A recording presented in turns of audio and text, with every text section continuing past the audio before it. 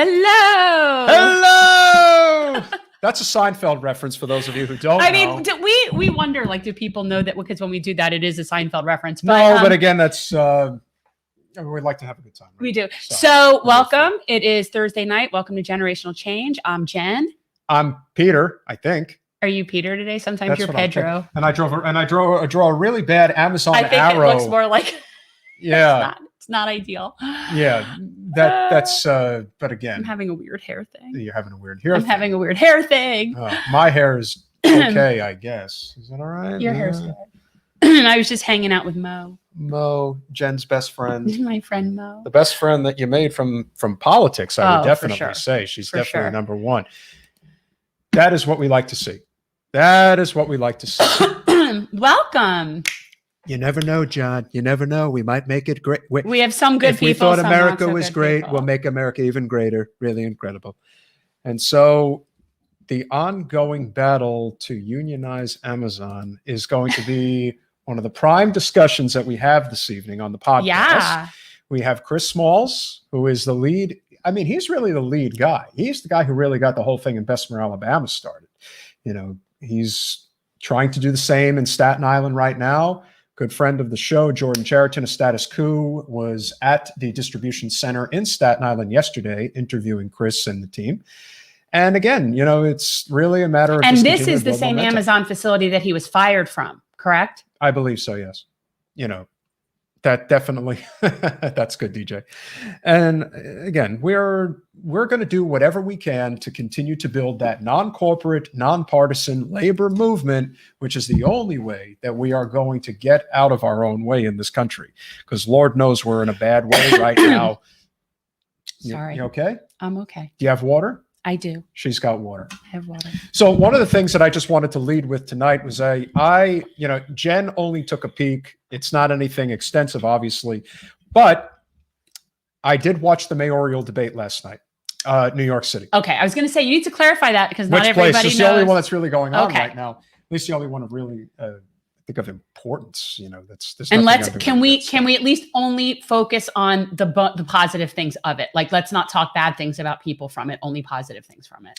Can we do that? Well, it was kind of limited in terms of what you can say was actually good. Good. But you know what? Stick with what you want to point out as positive and not what was negative. I guess you can say that Andrew Yang had a really good night. That's good. So that's positive.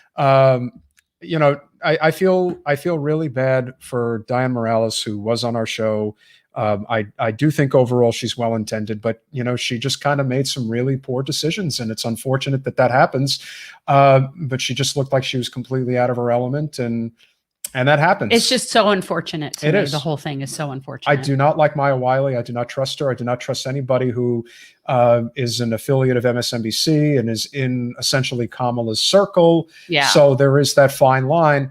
I do have a very important thing that I do have to point out, though. Scott Stringer had the opportunity to make a statement more or less about the sexual allegations that were brought against him, the harassment, assault, whatever you want to say.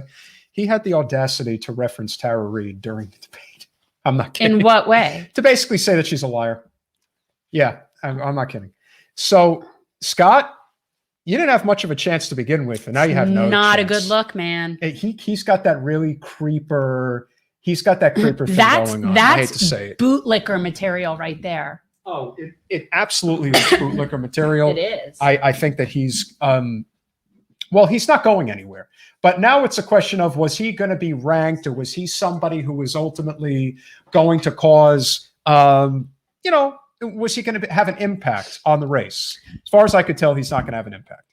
So it is what it is. Catherine Garcia, who was supposedly surging, the thing that was so interesting, and this is the reason why I think Yang is ultimately in the best position to win along with Eric Adams. Eric Adams has the establishment behind him now. It's clear that that's who they're going to get behind. Yang comes off the most mayorally, if that makes sense. The personalities of the other candidates that are running, I don't understand how they get this close to being in one of the most important elected positions in the country. It's kind of amazing. But look at our congressperson. Look at some of these people that are in the positions they're in. I mean, it's fascinating, isn't it? Well, swearing is violence, and I'm not going to swear, so we're not going to get ourselves into any kind of trouble right now. The bootlicker of the week. Maybe we will lead. We could do that. We could do that because everybody really wants to know. Okay, and let me tell you. Well, let's be very clear. There's really no shortage of bootlicker material. No, but there. he definitely raised. Okay. The bootlicker of the week is somebody who, and it's really connected to tonight, yeah, so we're gonna really went out of his way to make sure that he won this award, considering everybody that was in the running, so to speak. And even though Scott Stringer definitely would be a good. I don't even want to think about Scott Stringer because that's really bad. But the bootlicker of the week has to be somebody who has had an immense impact on the Democratic Party. The person who took over for Debbie Wasserman Schultz as the head of the DNC, Tom Perez. Boy, oh boy, did you earn this one, Tom. And you worked really hard for it. Let me tell you. Jen's going to need medical attention in like 5 seconds. But did you see how he's got both boots? Yeah, he's definitely got both boots, and he will lick whatever boot is going to pay him, and this is paying him very well, nonetheless. But let's be clear. So I'm sorry, the ex-head of the DNC is working for an anti-labor law firm. So this writes itself. Like, you can't make this up. So not only do we not have a labor party anyway, but the guy who was in charge of what is supposed to be the Labor Party is now officially working against labor. This is a great thing, but this is a great thing because it gives us an opportunity to really show people just how bad this really is. Because anyone who wants to wax poetic about, well, they're working in government or they're serving and they're going to, it's not true. They don't all go work for major consulting firms and they're not all working against the people. If this is not more crystal clear, remember, the person that could have been the head of the DNC is now the Attorney General of Minnesota. And thankfully he is. And that worked out to the advantage of everybody. Especially for George Floyd. And well, his family. that's what I mean. That worked out to the best. And yes, had he been wasting away at the DNC and it was somebody else, then we might not have had that outcome. Yeah. And again, it obviously would have been a lot better off in terms of the party infrastructure if Keith Ellison would have been in charge. But of course, he's not in charge because that's not how this works. You have to put in a puppet.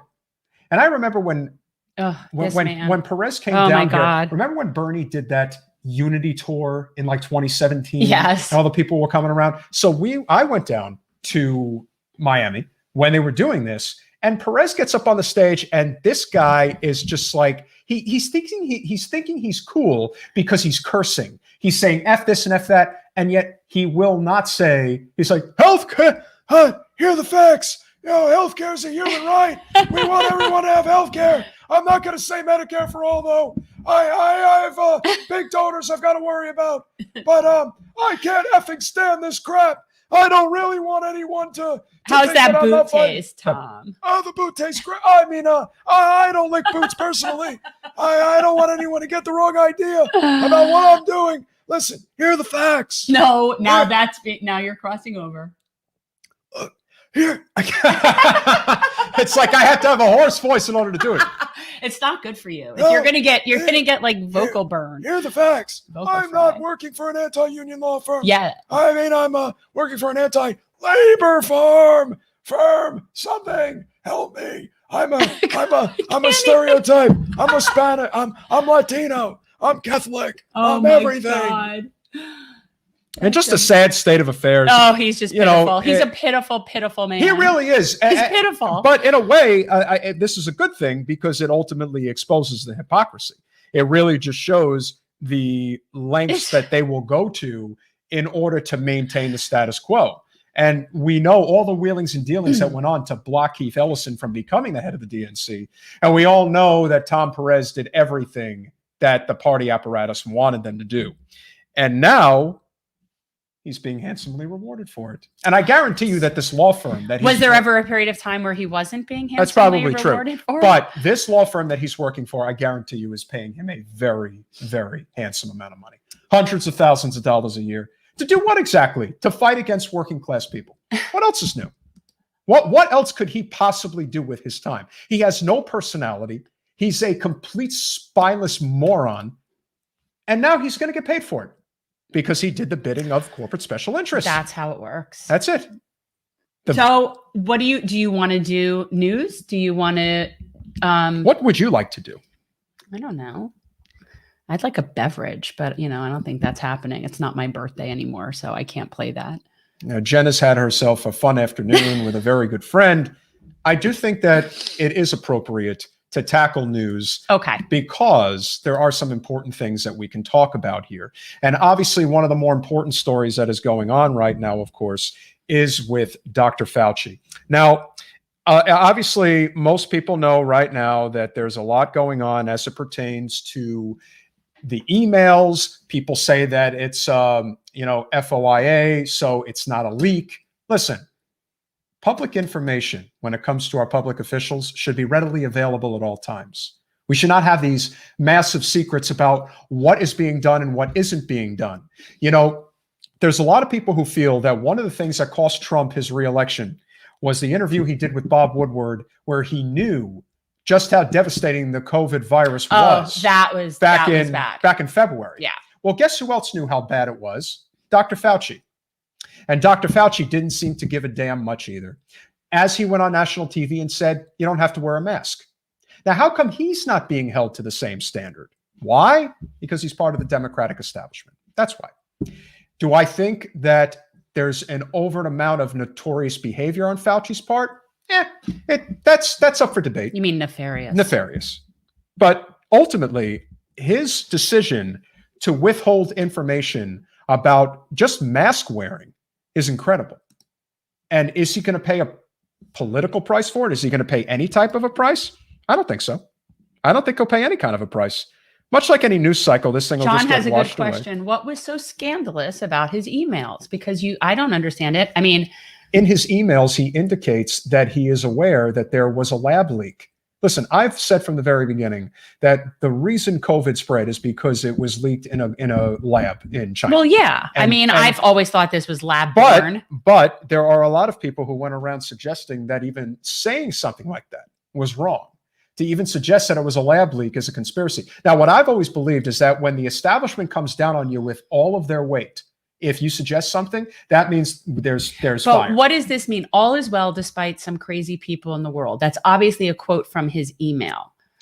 Well, I think that there's a lot of these truthers out there that have this idea about what is, actually effective and what isn't in terms of whether or not you can wear a mask. Fauci was under the impression that you really don't have the opportunity to be that effective in terms of preventing the spread of the virus simply by wearing a mask. Now, if you have the virus, you should wear a mask, and it does help prevent the spread. But the idea that everybody should be wearing a mask may ultimately not be true.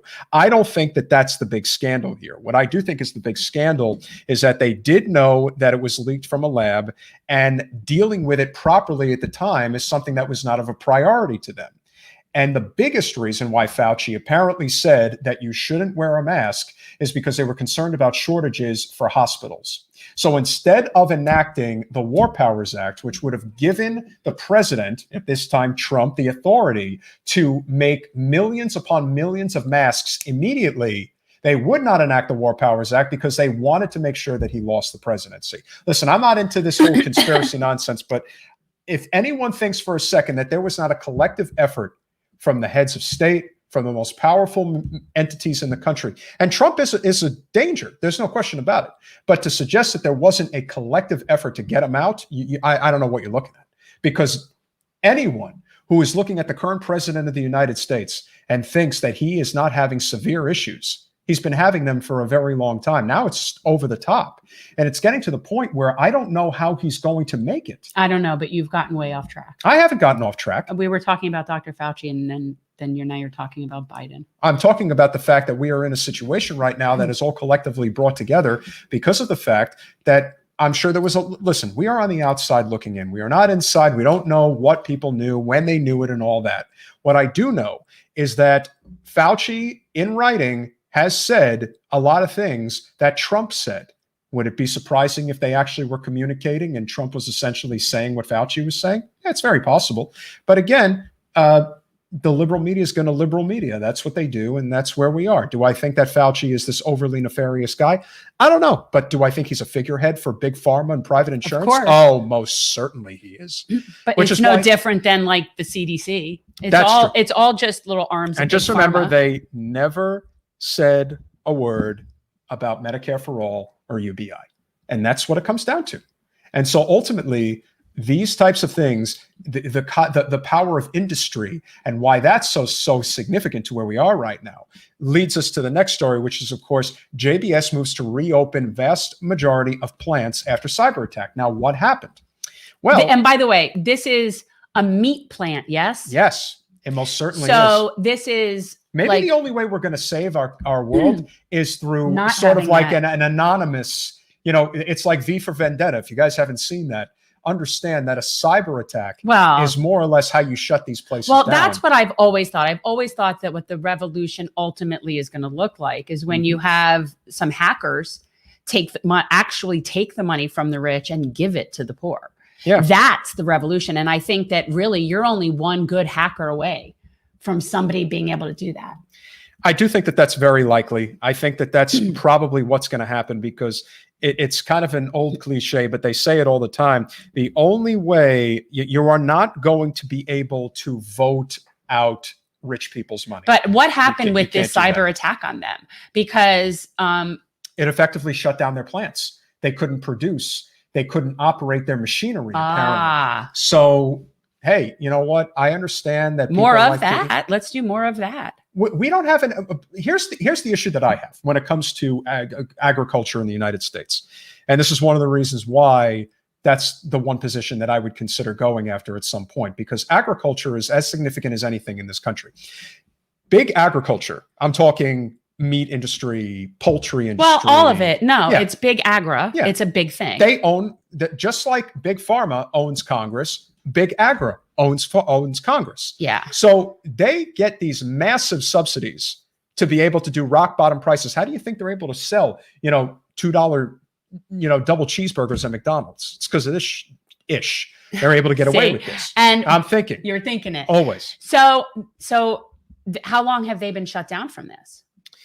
I think it's only been about a week. So it's a new thing. This is not something that just came out of left field, but it is ultimately going to be a very big deal going forward, because now there's going to, technology can be used for good and it could be used for bad.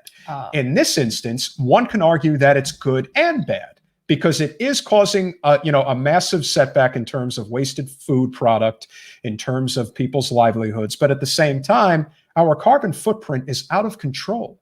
Where are we ever going to when will we recognize that big agriculture is, along with the military industrial complex, the two biggest causes of runaway climate change on the planet? No, I mean, I'm not going to get into like the don't eat meat thing, but if everybody ate less meat, Yes. if everybody just ate less meat, but okay, so this was one of the stories you forwarded me. I wasn't exactly sure what you wanted to do with that. So, well, which one are you referring to? the one about the plants. I thought it was very important because, again, at some point you have to ask yourself, well, how is change going to happen if we don't force it? Because that's what it's kind of coming down to. So what we're saying is basically we're needing more hackers to do more of these kinds of things in more crucial industries. DJ is right. There is it's kind of like the argument is ultimately being made that, well, if this is the way they're going to play, then we're going to have to either beat them at their own game or we're going to have to get even better at it than they are. So I'm not adverse to that idea that we do have to, more or less, if they're going to punch us, we got to punch them back and punch them back even harder. Can we punch Ron DeSantis? Ron is asking to be punched. And again, Ron is running not just for governor, but he's running for president of the United States now. Because he clearly is the GOP He's front runner. doing all sorts of signaling, and this is no different to me. If anyone thinks, but do you see how I have him holding the pride and the trans flags in his little hand? And that is kind of funny. It is. It amuses me. Listen, I love doing that. Let's assume that there really are a lot of people who have an issue with trans girls competing in girls' sports. Okay? Because a lot of people do, even if they don't say it publicly. The fact that you choose to pass this law on the first day of Pride Month just shows that you really do want to delegitimize the LGBTQ community. That's what it's all about. It's not about that. This law has nothing to do with it. This has everything to do with you're different, and we want you to basically be cast out like you're a leper. That's basically what it is. Well, I think it's just really he's signaling his base. That's all he's doing. He is. They love this stuff. They eat this stuff up. They do. They think like, oh my God, it's, and again, it all gets back to the fact that we could talk about that bill. Yeah. And the GOP, of course, is, they have a very large portion of their voting base that is hard conservative right, religious right. And this is religion. This is all about this idea, of course. And again, John is right. I know. John is right. And from this standpoint, really an issue. How many people are we talking about here? They find the one runner, the one person who is who felt Let's impacted say that by there's this. maybe 100 to 200 people in the whole country that this is actually an issue with. It is 100% religion. But you know what? Okay, so my thoughts on the sports thing are that there is a way to handle the situation that would be completely just. There's ways to manage this. It's not something that can't be managed. Right. And I think that when you're talking about people who have been transitioning, who have been taking hormones, who are a certain, into their transitional process, that's a completely different thing. Nobody is waking up one day as a man, putting on a dress to go compete in lady sports. That's a Rodney Dangerfield movie. That's not real. That's not what happens. And so when you're looking at the majority of athletes that are trans athletes, these are people that were transitioned. They're athletes in their capacity as their gender identity. And they've even done studies on trans people pre and post transition in terms of their physical capabilities. And the physical capabilities of a trans woman is equal to that of a cis woman. And that the people who previously identified as male were infinitely stronger. So to me, this is really not an issue, people. Yes, I would say if somebody wakes up one day, puts on the dress and shows up at the track meet, you might be able to say, maybe not so good. But really? But again, and is this worth legislating over? That's other than, the whole point. It's about it also is festering just hate. That's what you're trying to do. You're trying to basically single out people. Because you're creating an issue that isn't an issue. Well, but that's the same thing with the bathroom thing. Yeah. Also, never an issue. It's never been an issue. No, but it's an issue now. And why is it an issue now? Because the GOP is not moving economically. So they have to find another way. Their way, they think, is culturally. Why? Because this country is having somewhat of a workers' revolution that's brewing at the surface, and it is going to spill over. There is a significant portion of this country who is well aware now that they are worth more than what they've been getting for a long time. A living wage, universal health care, dealing with the environment, ending these pointless wars that are using up our tax dollars. There are so many things that could ultimately change our country for the better, but they are not changing because we are being distracted by these pointless, and it is pointless. It is pointless to pass these kinds of bills because it doesn't really affect anybody. It affects such a microcosm of people. Mental health care for pulse survivors. Who, and I want to know, yes, DeSantis did. Who was the legislator who decided to stick that into the bill? I'd like to know who that is. Yeah, John. John, if you could find out who that was. Look into that. Find out who sponsored that, because that's somebody thought to go out of their way to do that is definitely somebody we need to know who that is. With that said, one of the things that we try to do here on our show that maybe other shows are not as up to speed on doing, and I'm talking more about corporate media. Yeah, look, in the independent media sphere, especially on, the platforms that we use, I think we can all agree that we are trying to do our best to get the best possible message across to help the most amount of people. Where we are right now, though, unfortunately, is in this ever-growing battle with corporate media. We saw this the other day. Kyle Kulinski did a fantastic video talking about what Crystal and Sagar dealt with at the Hill in terms of the fact that they were okay with Crystal going and doing a podcast with Kyle. But once they found out how popular Kyle Kulinski was, You can't do that because that gets more ratings than we do. Yeah, 'Cause well, that's how Kyle gets more views than CNN though. 100%. Like, I mean, that goes without saying. And very well may have facilitated their exit. But what I thought was most interesting, and of course, leave it to Jen to find this article that I wasn't even aware of. It's so funny to me. And where else could it possibly have come from than CNN? That's the thing. The definition of irony is CNN with above the headline, most Americans think they can spot fake news. They can't. Yeah. Study finds. But the irony of CNN talking about fake news is just, you really can't make this stuff up. All right, let's hear it. Well, you want to know what fake news is? Fake news is telling everyone that I'm not going to be popular on social media just because I stopped writing a blog. The blog is great. It's really incredible. And people just weren't able to get to it because fake news. They said I didn't have a blog. They kept telling people they didn't know where to find it, and it was off. And that's totally wrong. So I'm going to be starting my own media venture, and you can all join. You can have a really great time. And in due time, you will see me again. I hope not. I'm coming back. I don't know. Believe me when I tell you. Oh, God. You're not getting rid of me. Oh, I'm just getting started. I'd rather Great not. to see you, Jen. Yeah. Have a great show. Bye, guys. But it's true. Fake news is... But I think that's just so funny that they would even, and here's the thing. I didn't read this. And the reason I didn't read it is that I generally don't read CNN that's not anything I would like watch. I just thought it was totally funny. But this just goes to show you that what ultimately ends up happening is they capture the banner headline, and that's all that gets out there. It's no different. Here's the thing. Chris Cuomo, what do you call Chris Cuomo? Chris Cuomo? What do you call him? Fredo? So when Fredo... Why are you doing that? When the Clinton emails were dropped back in the summer of 2016, Chris Cuomo goes on the air and tells millions of viewers that you can't read these emails. You're not allowed to read them, so don't do it. Almost as if to say, if you read those emails, you're going to be in a lot of trouble. Could you imagine? No. Of course, but I can't imagine. And but that just goes to show you how desperate they are, because now that is awesome. Quo no. Quo no. That's so You awesome. want to fight?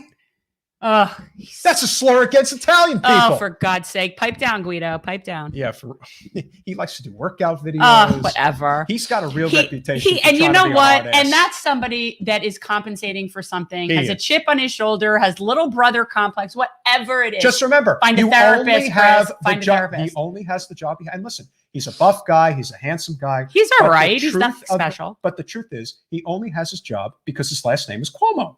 Just like McCain has a job because of her last name. Okay, she's worse. She is. But I'm just saying that nepotism runs rampant. And even though we don't have any news up for it yet, we will discuss it. George P. Bush is running. Yeah, I'm not kidding. Jeb's son is now running for Attorney General of Texas. Nice. And Lara Trump apparently is running for the Senate in North Carolina. Well, great, a new monarchy, a brand new monarchy. And you know what? Since we're about to have none other than Chris Smalls come onto our podcast, we will segue. Well, this is why I thought this story is funny, because it has this sort of too little, too late feeling to me. Like, you don't get to be total trash to your workers, but then put out, okay, but it's okay if you smoke weed. Yeah, because you're desperate for people to come work for you because you don't want to pay them. It's that's nice. So you're letting them. So you got two things, and you didn't give. And it's legal, by the way, in most places now. Well, that's true. But Amazon won't test job seekers for cannabis. Wow, that's great. And you didn't see the other thing that apparently they're doing now. Now they're apparently trying to install like meditation booths inside the distribution centers. Anything not to pay workers a fair wage. Right. Hey, you're having a stressful day, you go into that booth. We'll put on some nice little music. We'll even put a little massage hands. These you know what that is? Hands it's so Democrat of them. Oh, Big absolutely. D Democrat. Like, that's exactly like something that is exactly like the Democrat way. It's like, we're not going to really help you. We're not going to really help you, but we're going to like make it look a little bit better for you. That's absolutely true. And so, without further ado, we are very happy to bring on somebody who I truly believe is a true firebrand, fire starter, if you will, for the labor It's movement. a in this labor country. leader. Well, as we say, the future of labor in the United States, or just the future of the progressive movement, if it's going to happen. And I would also like to point out that I like the new look of it as compared to the old union look. What do you mean? I mean, I like the way that the new union guy looks compared to the old. I think of old union bosses. I think of like old white guys sitting up that are not taking care of their rank and file. I think of people like our friend Dan. I think, Chris, I think she's implying that you're kind of like this new wave of union look. And that's if that could be to your advantage, then that's obviously a good thing. So that's exactly what I'm saying, is that we need a change in guard in everywhere. So just as much as we need it in electoral politics, we need it in union politics. But just as we said the other day, that let New York be the first state that passes the New York Health Act, universal health care in the country. Let New York be the first state that allows unionization within Amazon. Don't say allows. No one's allowing anything. Well, no. No one's allowing anything. You got to take it by force, Ask right? Chris. Allowing. Oh yeah, we're gonna do it. We're gonna speak it into existence, and I'm here to say that it's gonna get done.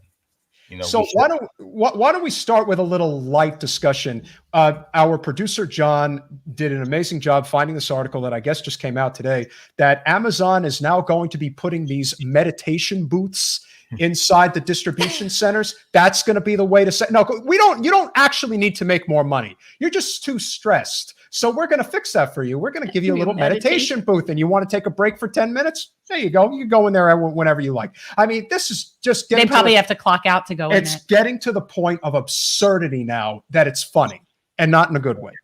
Yeah, it is funny to me. The funny thing is that they actually rolled this out way before the media got a hold of it. They did it while I was actually still employed. And it's like, we'd be working at our station and a message pop up and it says 30 seconds of meditation to yourself while you're doing whatever process you're doing. And to be honest with you, I hated it. I hated it with a passion, because when I'm working, I'm in the rhythm, I'm in the flow. I don't want to be interrupted. I don't even want people talking to me. And that's the same kind of feedback I got from most of the coworkers I spoke to, my former coworkers as well. Like, they hated it. They hated the fact that they were being interrupted while they're in their rhythm and their pace. And for them somebody that's sitting behind the scenes on their tails at a computer, putting these metrics together, thinking that rolling something out like this will help warehouse workers. That's the things that I couldn't stand for when I worked for the company. All the time they roll out these different programs and then say, hey, you guys, this is something new. Go ahead and do it. And I just say, well, why? Just why? I mean, what are we doing here? We're talking about working in a physical job for 10 hours a day. It's not time for fun and games all the time. People really have real issues that's going on here, like injuries, for example, that we should be addressing, and where they're being staffed. So these type of things are just another, just nothing for us. It's nothing for the workers. It's not beneficial for them. Let's talk a little bit about what happened in Bessemer. And for people, I can't imagine people on our thread don't know what happened in Bessemer, but obviously the attempt to unionize the Bessemer, Alabama center, Amazon center, did not happen. And we know, it's funny. It's because I don't know the details, but I know whatever it is, it was not a fair vote. And so what I was hoping is that you could maybe fill in sort of the holes as to why that didn't happen, and talk a little bit about all the intimidation that Amazon was putting upon its workers to not unionize. Right. So there's a lot of intangibles that come into place. And I know there's been a lot of people throwing out things and reporting things from the outside, looking in their own perspective and opinions. But I actually went down there for a few days and I met with the organizers. I met with several different workers from that facility. And there was a lot of things that played the factor into why it wasn't successful. Number one, that building is fairly new. It's only been there for a year. So you're talking about workers trying to organize workers that are brand new to each other. First off, how much worker influence do they really have in the facility that was just built? And you got workers rotating in and out, meaning being hired and fired. We know this is a revolving door. So how much influence do new hires really have on each other? Number one, they didn't have much. Lack of camaraderie, like a lack of camaraderie. There was no sense of like loyalty to anybody there. Right. They all just got hired, So how much influence do, and not to take away from, Jennifer Bates and Dow Richardson, but at the same time, I know how it is to be a new hire at Amazon because I see them all the time. And they come in packs, but by the end of that first 6 months, it might be 3 or 4 of them left. And I mean packs, I'm talking about you get hired with a class of 35 to 50 people. Right. But by 6 months, you don't see the same people that you got hired with. You're seeing totally different new faces. So that's number one. Number two, they didn't work on building their workers committee at the same time. They pretty much, they did kind of rush the election, to be honest. They didn't know how many people worked in the facility at first. They had to get more signatures. Amazon disputed it.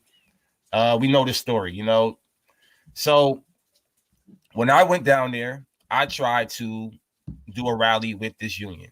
I reached out to them several times, several different ways. Didn't really get a response that I was, kind of happy with. I was like, well, I'm in a lot of your articles. I think that I should do a rally with you guys to connect that story to the workers down there. And their response was like, no, we'll have you come back, or, we'll have you organize with the committee. And that never happened. And I'm not trying to say I'm the reason why they lost. I'm just trying to say the narrative, the campaign style of it being worker led, it kind of lost its way when they started inviting all these celebrities and politicians. Let me tell you something. Working at Amazon, we're not in tune with the labor movement the way people think we are. When we come home from work, we're not getting on Twitter. We're not jumping on the media. Half of the workers don't even know who these politicians are. They don't know Jamal Bowen. They don't know Cory Bush. They don't know Nina Turner. And the younger adults definitely don't know Danny Glover. No disrespect, but the 18, 20-year-old, Danny Glover is of age. So that connection didn't resonate with the workers. My story, me bringing different workers from different parts of the country that work for Amazon, I thought that would be better if they rallied that way. They didn't want to do that. And that right there told me when I left Alabama that they had no chance. I knew before we all even talked about it. But I still was supportive of the campaign. And this is why, leading into our union efforts up here in Staten Island, this is why the workers decided to go the independent route, which I fully support. And I'm one of the lead organizers for, because it is home base for me. And we're going to keep this completely worker led from the inside out. Amazon workers have to organize each other because they know the building, they know the machine, they know the ins and outs of the company. And the difference is with our campaign is our lead organizers are 5-year vets with Amazon. Some of them going on their 6th year. They have a lot of influence inside these facilities. They have a lot of experience. They've been doing this for years. They opened up multiple buildings. So we have a different fight here in New York, and that's the way we're approaching it. I think, no, it sounds smart. So you really are able to see the flaws in what happened in Alabama, and you see the distinction between what your situation is up in Staten Island. And you also have been there. It's a longer facility, has been there longer. So the people know each other and have been there, Exactly. But what is your position now? I mean, I know you obviously lost your job with Amazon. And so have they ever, is there any recourse for you? Has there ever been any sort of recourse for being fired from them wrongly? Yeah, the recourse is I created a movement, internationally now. And I'm still fighting them legally. As the trial might be coming up soon. I'm supposed to be being prepped for the state attorney's case, Letitia James. So I still have my civil case still pending, class action lawsuit. None of these things are off the table yet. So, Amazon's going to push back and delay everything, but it's still happening. But as far as the organizing, my role now is the lead organizer for ALU, or the Amazon Labor Union here in Staten Island. I'm out there every single day. I've been out there for the last little bit over a month now. I've been doing interviews out there at the tent, right at the tent. Yeah. And I want to see this through. One of the principles of Amazon is see it, own it, fix it. And last year I started that. I saw the problems. I owned up to it. I protested, walked out. And now I'm trying to fix it, trying to unionize and help others unionize their facilities as well. I was just going to say something that I find really interesting is how there are unionized Amazon facilities in Europe. Right. And not all of the facilities in Europe are unionized, but it really goes to show you what a corporation can get away with in this country that other countries don't allow. There's countries in Europe that don't have a minimum wage. They don't need a minimum wage because their labor unions are so strong that they just all make a living wage. They're strong. And we can't get either. We can't get a living wage or unions.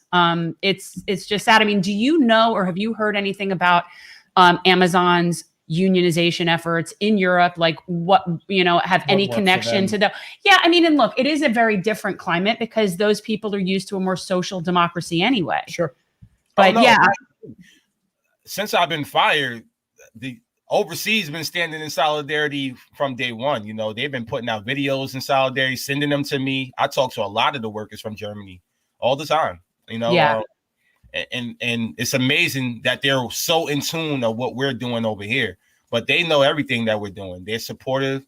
I'm always on some certain platforms. I've been on Dean 25. I just actually a platform from Germany just picked me up last week. They're doing a documentary, a short film that's coming out. RTL, they've been covering it. So I know my efforts is definitely international, and they're definitely standing in solidarity. They'll go on strike if we wanted them to. They'll strike for us. So that's the beauty of the relationship that we have with Germany and overseas. They always watching and supportive. So they want to see us win. And Europeans know how to riot. I mean, they know how to protest. They know how to bring it, and they do. I mean, and it's pretty. Yeah, the yellow vest, yes. But I mean, just in general, there's so much more organized labor, politically, everything. Well, when you have a living wage, universal health care, and if necessary, a universal basic income, right? You have an opportunity to actually do things that can actually make a direct impact on whether or not you have some freedom. Yeah. And that's why I think it's going to be very interesting to see how this all unfolds now that they're attempting to bring back some semblance of normalcy. But I think that over the course of this pandemic, I think a lot of workers learned their worth is much more than what they've been getting. And so I'm curious, they feel like they're only going to be able to hold it off for so long. And despite all the hiccups that did happen in Bessemer, I assume that there's a lot of things that were learned from that experience that you'll be able to be starting from a much higher point in Staten Island to make sure that whatever mistakes were made there are not made in Staten Island, and that you can set the precedence for the rest of the country. Yeah.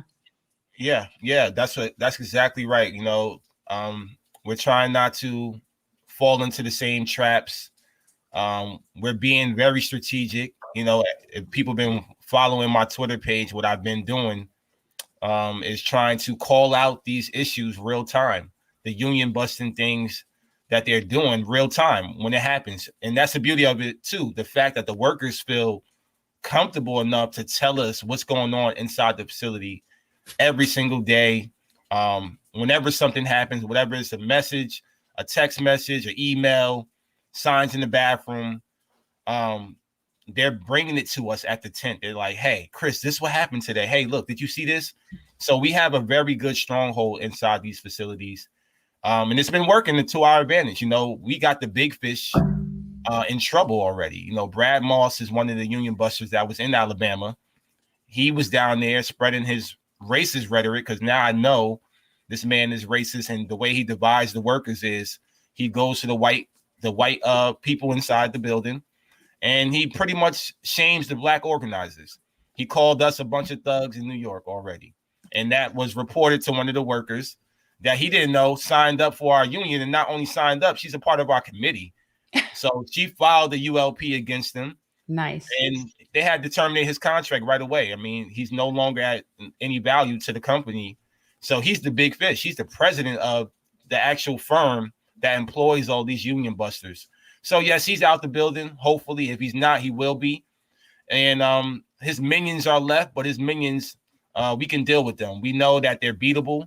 We already looked up all their track records. They lost to preschools. They lost to hotels.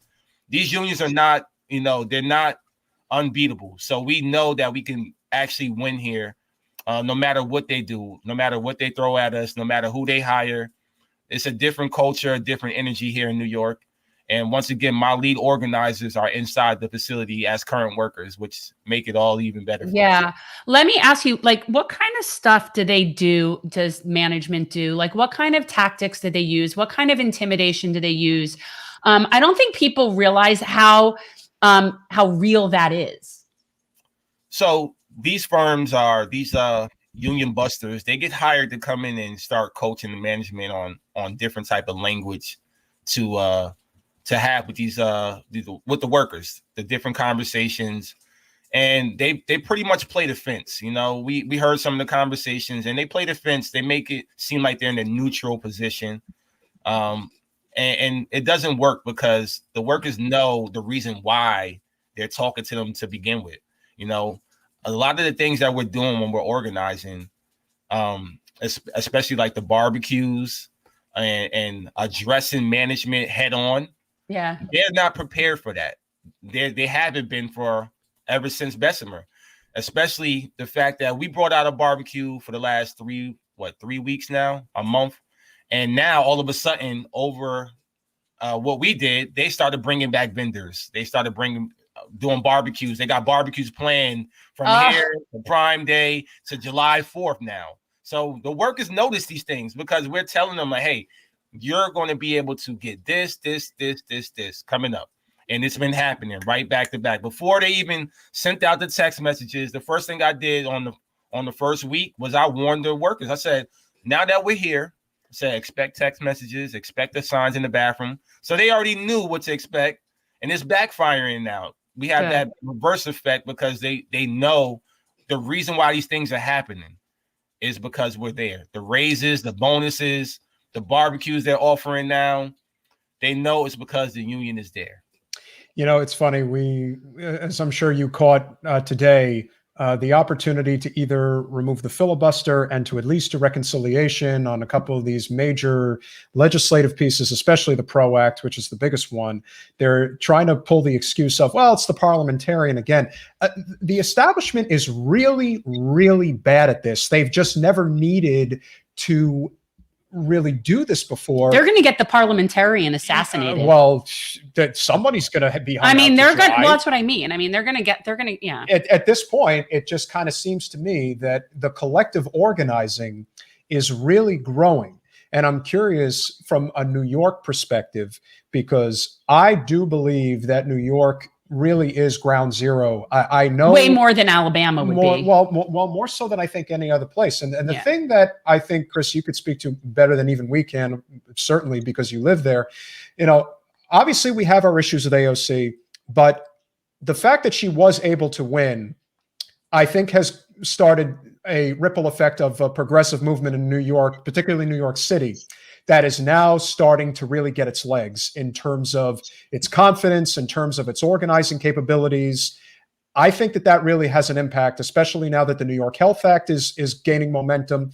And I would imagine that if the Staten Island distribution center for Amazon was able to unionize, that would have far-reaching effects, not just in New York, but throughout the country. Absolutely. I'm already getting calls from other states. They're ready.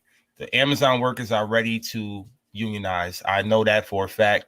I've been talking to several different facilities already. And I'm hoping that if we are successful, which I know we will be, that we will spread like wildfire. That's exactly what we need. We need to continue applying this pressure, continue holding our elected officials accountable.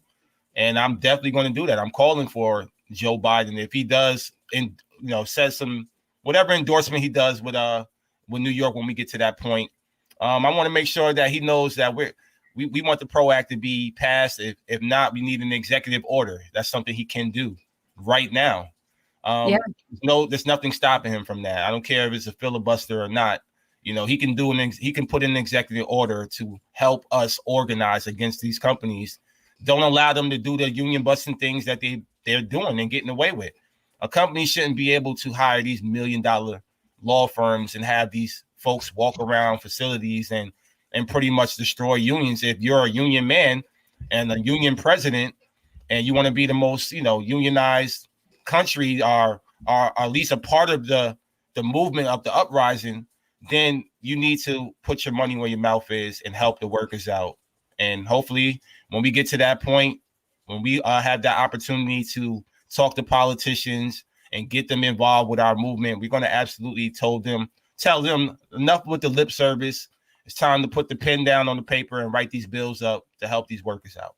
Yeah, I agree. Although I will say this, as soon as you guys have all of your unions up and running and you decide that you're going to go on your general strike, I will be there with my yellow vest. I'm getting a yellow vest. No, I'm very excited about this. One of our viewers is sending me a yellow vest. Is it going to look as cool as Chris's getup right now? No, Probably nothing not. I wear ever is going to look as cool as Chris's getup. But I'm just like, I am waiting for you guys to start the general strike that will end up shutting not just Amazon, but the other companies as well. I mean, that's the thing here. Is that if Amazon basically gets unionized, that's going to be a major domino effect to so many other companies. I agree 1,000%. So that's really I think it's very key. Chris, we just sent a direct message on Twitter if you want to retweet this so we could get this out to as many people as we can right now. I think it's very important that everyone understands what is going on in Staten Island. I'm not sure a lot of people are fully aware. A lot of people probably just assume that, Bessemer, they attempted to unionize.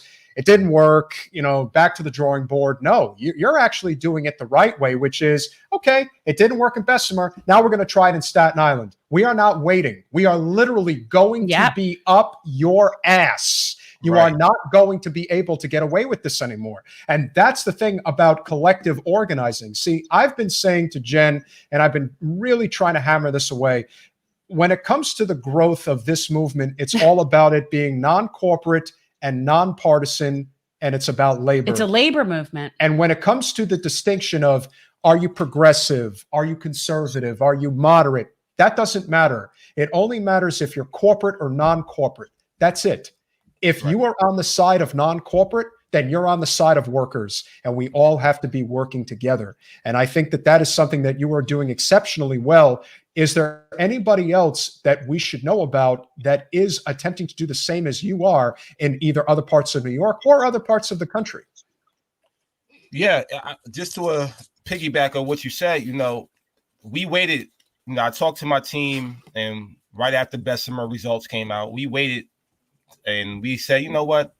It's time to go now. We had the option of waiting a little bit longer or not, but I say, no, it's time to strike while the iron is hot and everybody's talking about it.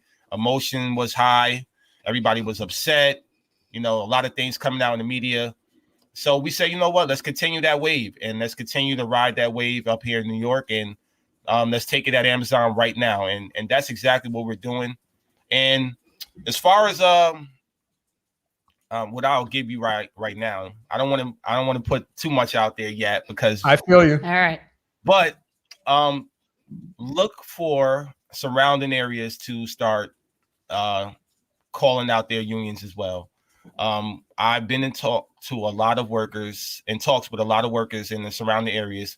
I worked at people got to remember, I worked at 3 different facilities for Amazon. I opened up, not just worked, I opened them up. I launched them. I trained thousands of their workers. A lot of them are management now. A lot of them are still employed, and I still have great relationships with them the entire time, even after I was fired. And I've been meeting with a lot of them. Just put it like that. I've been meeting with a lot of my former coworkers and my friends. I consider them my friends. And they are ready to go. Just put it like that. They are ready. And hopefully in the next couple of weeks, you'll hear some things about different facilities outside of New York that will be announcing their efforts to unionize as well. Chris, we have to talk about a very unfortunate issue. It's obvious that it has to be addressed. I don't know the full details of what happened with Dianne Morales' campaign, but obviously there was word that a handful of members of her staff were attempting to unionize, and she decided to bring the hammer down, and now it's essentially cost her her campaign. So unfortunate. If you can speak more to that, again, we're very fortunate that we do have a very good relationship, with Andrew Yang's team. And, unfortunately, he's not pro-union, but I think a lot of his supporters are. We have to do whatever we can. I do think Eric Adams would be the worst possible outcome in terms of the next mayor. But I am curious as to, from just your perspective, what really went wrong with Diane's campaign? Well, and why first, it is just this something completely you're shot down? familiar with, Yeah. Chris? Oh, of course. Okay. I'll be honest with you. I was one of Diane's first endorsements, early on endorsements, and I still stand with her 100%. When it happened, she texted me. She texted me and said, straightforward, that she is not a union buster and she's not any of the things that people are making her up to be in the media or on social media. And I respect the fact that she took the time to even do that. I know how stressful it is to be in a leadership position and things fall apart. And that's the problem with the left, to me. Eat their own. Put it like this. There's several things I would address when it comes to this situation. I've been in the organizing world for a short period of time. I still consider myself a rookie, but it didn't take me that long to learn that the organizing world is ugly. No matter what movement you're in, it is very ugly. And, we throw the word solidarity out there all the time. We throw the word accountability out there all the time. But we also got to hold ourselves accountable to what is real solidarity on the left. And I don't have an issue with her staffers trying to unionize. And I don't think she does either. She supports them trying to do it. The firing, that's a whole nother conversation. Whatever reasons why she fired the staffers, we got to get from her. But from my opinion, the way things were handled were totally wrong. That's just the bottom line. They should have never handled it the way they did. Going publicly, going on Twitter, the protest to the campaign office. This is certain things that we shouldn't do, and I'm not saying we shouldn't do it, but it could have been handled internally. It could have waited until the primary, 20, 30 days before the primaries. And now the staffers are getting front page on the New York Times. Now we're talking about the staffers more than we're talking about the candidate. And it doesn't make sense to me. I'll be honest, from my own personal experience with Dianne Morales, last year throughout the pandemic, she stood on the front lines for multiple movements, not just Amazon workers, undocumented workers, every different demographic. She was on the front line. I didn't hear that from or see that from any other candidate. I didn't see them out there in the streets. I didn't see them out there protesting. I didn't see them at rallies.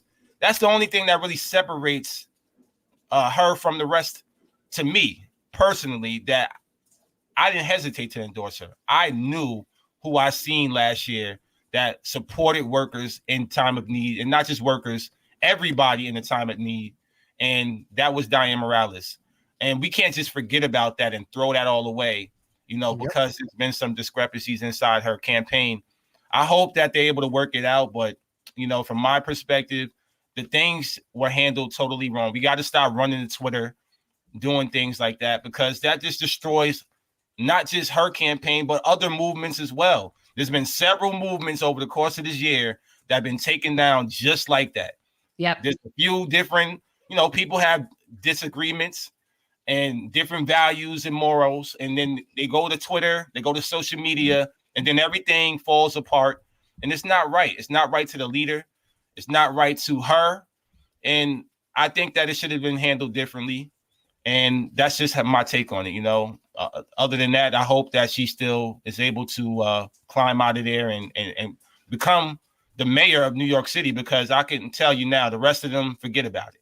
And that's how I feel, I mean, my only thought now, and this is just from being in this sort of disgusting swamp that I've been swimming in for the past 2.5 years, is that now thinking about it, this almost sounds like it was done to her.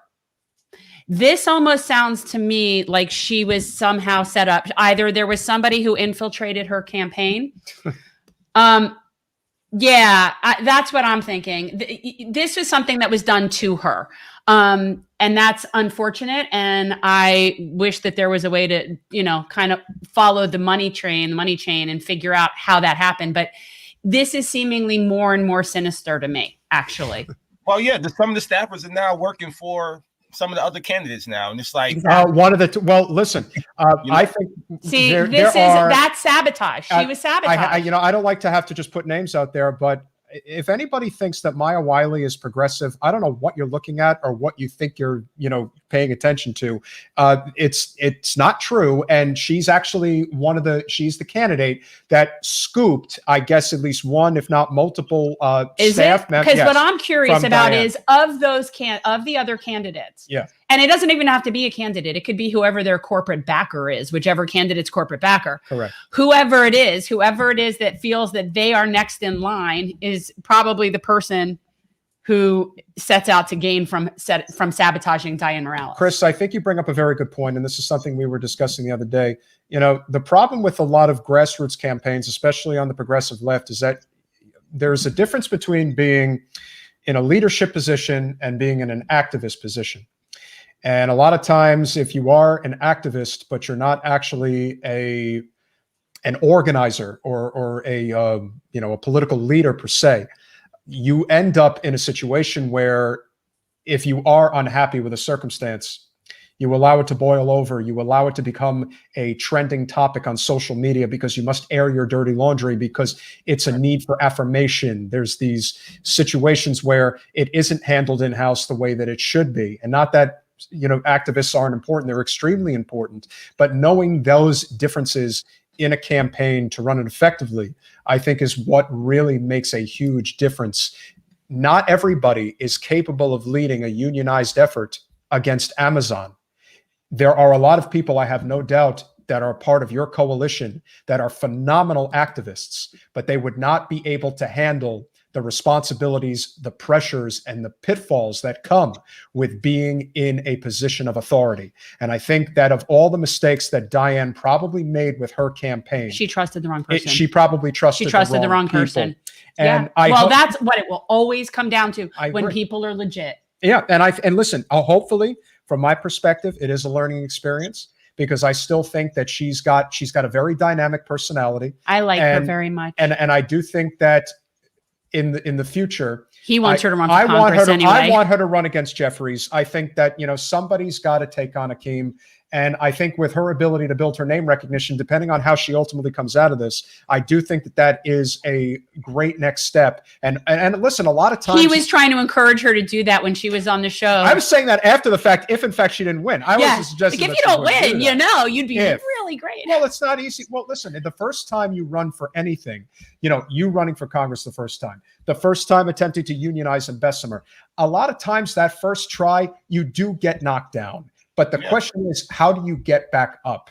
And getting back up is the key because a lot of people don't get back up. But I do think we've taken our lumps as a organizing movement of working class people that we've taken enough lumps where we now know the score. We know what's coming. And now we just have to be better prepared for it. And I think that that's the learning experience here. How do you feel? Exactly right. If you can find somebody on this plan that you agree 100% with, please let me know.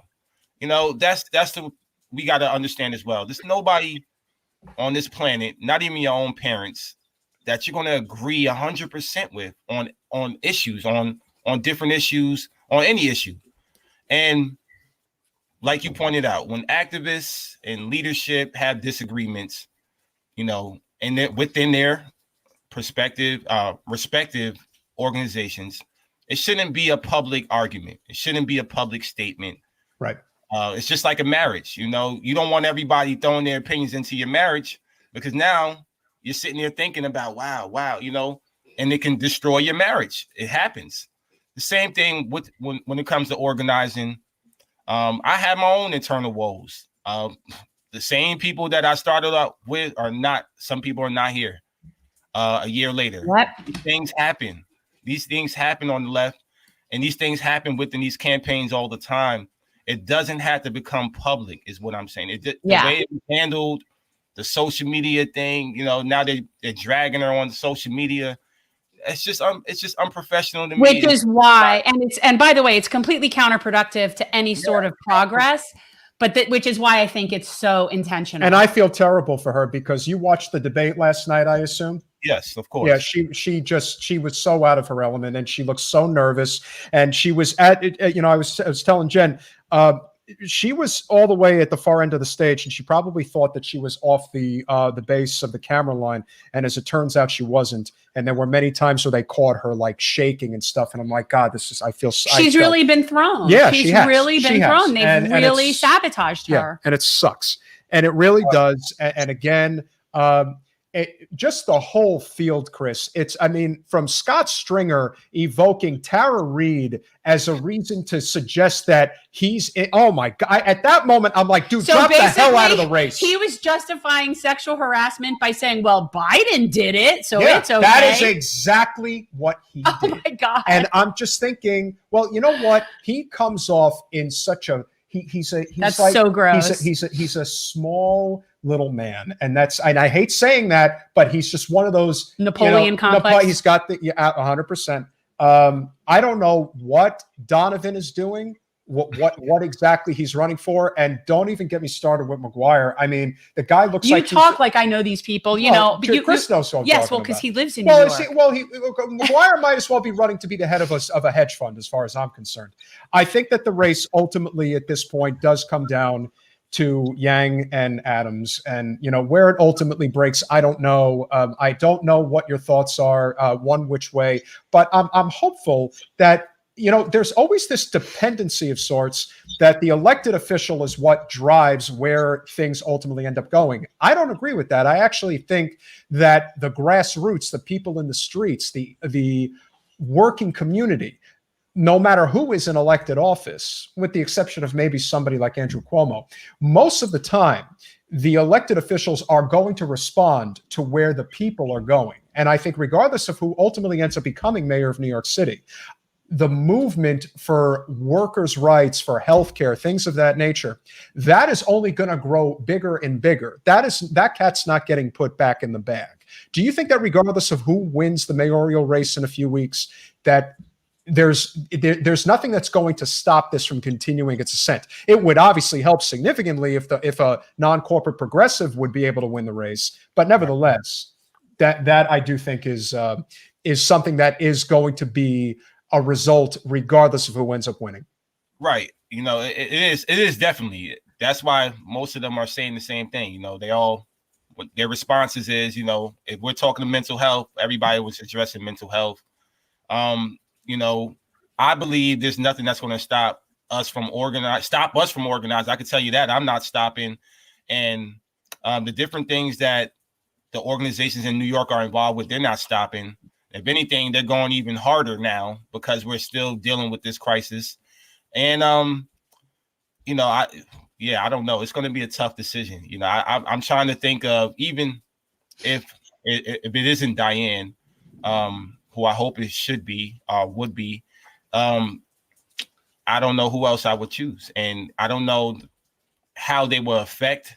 I know it will slow down the progress. If it is the wrong person, they're more corporate than non-corporate. So we just got to make sure that as organizers, as activists, that we continue doing the work that we're doing now. No matter who's in office. Bill de Blasio didn't stop me from continuing to fight against Amazon. The next mayor shouldn't stop anybody from continuing their fight and whatever they're involved with. Couldn't have said it better. I want to talk about the importance of independent media. Jordan Chariton, we've discussed before, he's a good friend and somebody who goes above and beyond trying to shine a light on these very important issues. I hope that there are other people in independent media that are covering this, or at least acknowledging that this is going on.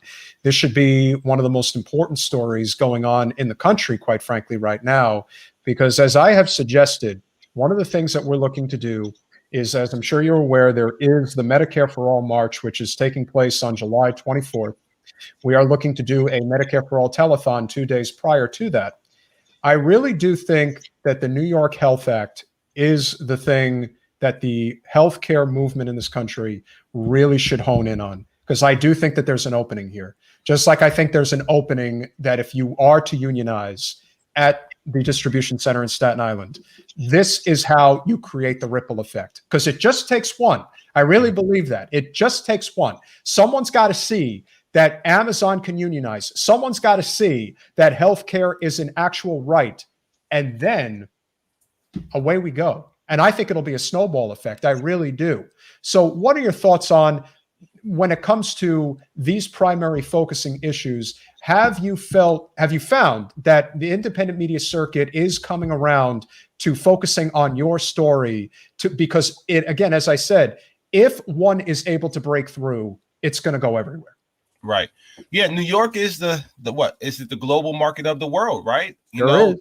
So, if it happens here, it should be able to happen everywhere. And that's what our hopes are, especially here in New York, in Staten Island. If we can unionize Amazon here, which is one of the biggest distribution warehouses, absolutely in Alabama and Texas and Florida and California, all over the country, should be able to do the same thing.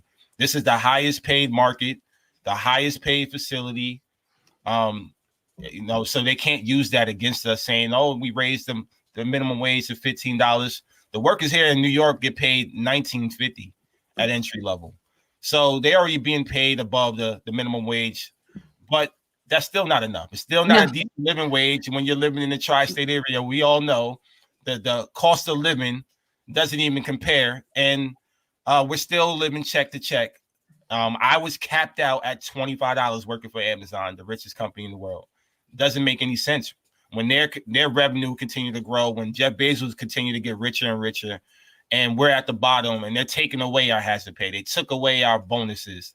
They took away our stockholders. We used to be shareholders when we got hired. They took that away as well. These are the things that a union can bring back. Bring back our monthly bonuses. Bring back our shareholders. Bring back create a better system when it comes to the time off tasks that workers get fired for. Provide a real child care. Amazon's 24/7. You got people working on a night shift. So we have to come up with solutions, and I think unionizing will be the way to do it. And once again, that ripple effect will happen once we get the job done here in New York. So let me ask you this. How can we help? How can we help? Like, what can people do other than, obviously, we provide platform, we try to educate, we do that, but could try to get as many people from New York and Jersey to head over to Staten Island. Well, I'm serious. Like, what would help? Like, what would help? I mean, what can people who are watching, listening, what can people do to help support your unionization effort? Absolutely. The number one thing right now is this is worker-led, completely grassroots. It's not an established union with millions of dollars. We don't have the money and the revenue to match Amazon, obviously. Compared to the RWDSU, they also had a nice pot to go into. Yeah, we don't have that. Everything is coming out of literally our pockets and our GoFundMe. So please, if you want to get involved and you can't come to the ground, please donate. Donate to the GoFundMe. Where is that? What is that? It's GoFundMe. It's GoFundMe.com/. What is this? What is it? It's Amazon Labor Union. And every dollar, every penny goes towards the barbecues that we throw for these workers. We feed over 200 workers every week. The best way to get somebody behind you is to feed them. Make sure they're full, man. You know what's at. I lived in the Bronx for 2 years. The barbecue is where it's out, man. You got to just make sure people are well fed. You do that, guys, you know what? Anybody, if you can chip in a little bit and help, and something else that's really important that we have to talk about when we talk about supporting unions is it's all fun and games until eventually everybody wants to go on strike, and then there needs to be a support network for those people to afford to be able to do that. We need to build strong enough coalitions so that our labor brothers and sisters can strike and be able to afford to live and do that. And the only way we can do that is to build up support systems for unions so that they can afford to do that. So I sort of look, you're pre-unionized, so we're not at that point yet, but I just think it's important for people to understand that even when you strike and even when you do things, that it's still important to support. Absolutely. And we want to have that threat. You know, one thing about unionizing, once we get to that point where there is a stronghold in the facility, whether we use it or not, we want to have that leverage to say, hey, if you guys don't do whatever we're asking for, then we will go on strike. And it hasn't been done at Amazon, at least here in America. And this is an opportunity for us to do this and support these workers as they build their union. And it's been a wonderful experience. I know it's some people call it a pipeline dream, because, you know, we're independent and we partner up with an established union. But let me tell y'all, you know, now, you know, we wanted to do that. We wanted to think, you know, partner up with a bigger union, and we had opportunities to do that. But Amazon will use that against us the way they did the RWDSU. They'll attack the budget. They'll attack the president making over 300,000. They use that thing, the language in these text messages, to divide the workers, make it seem like these union dues are going to be distributed to people that's going to just live a luxurious life. The difference here in this fight, the reason why we're asking for donations through GoFundMe, they can't use any of that anymore. This is worker-led, right, and the union dues are going back into the workers' hands. So this is nothing. This is a better way for us to fight the power, and hopefully if we get enough support, we'll be successful. Chris, one of the problems with unions, and this is probably the number one issue that I hear from most people, is they do not have a problem with rank and file members. They have a problem with delegates and especially bosses. Down here in South Florida, particularly in Broward County, the biggest impediment that we found when Jen ran for Congress against Wasserman Schultz was a man named Dan Reynolds, who's the head of the Broward County AFL-CIO. He's a problem. Now, the rank and file wanted to screen her for an endorsement, but he put the kibosh on that. He didn't even allow a screening. Now, I don't know if this is a big problem when it comes to leadership in certain circles, when it comes to actually getting things through. What is your philosophy in terms of, let's say, being a union leader? Because one of the things that I like to refer to when it comes to what is considered good union leadership versus not good union leadership was the 2016 primary between Bernie and Hillary. Anytime a union permitted the rank and file to screen a candidate and vote, they endorsed Bernie.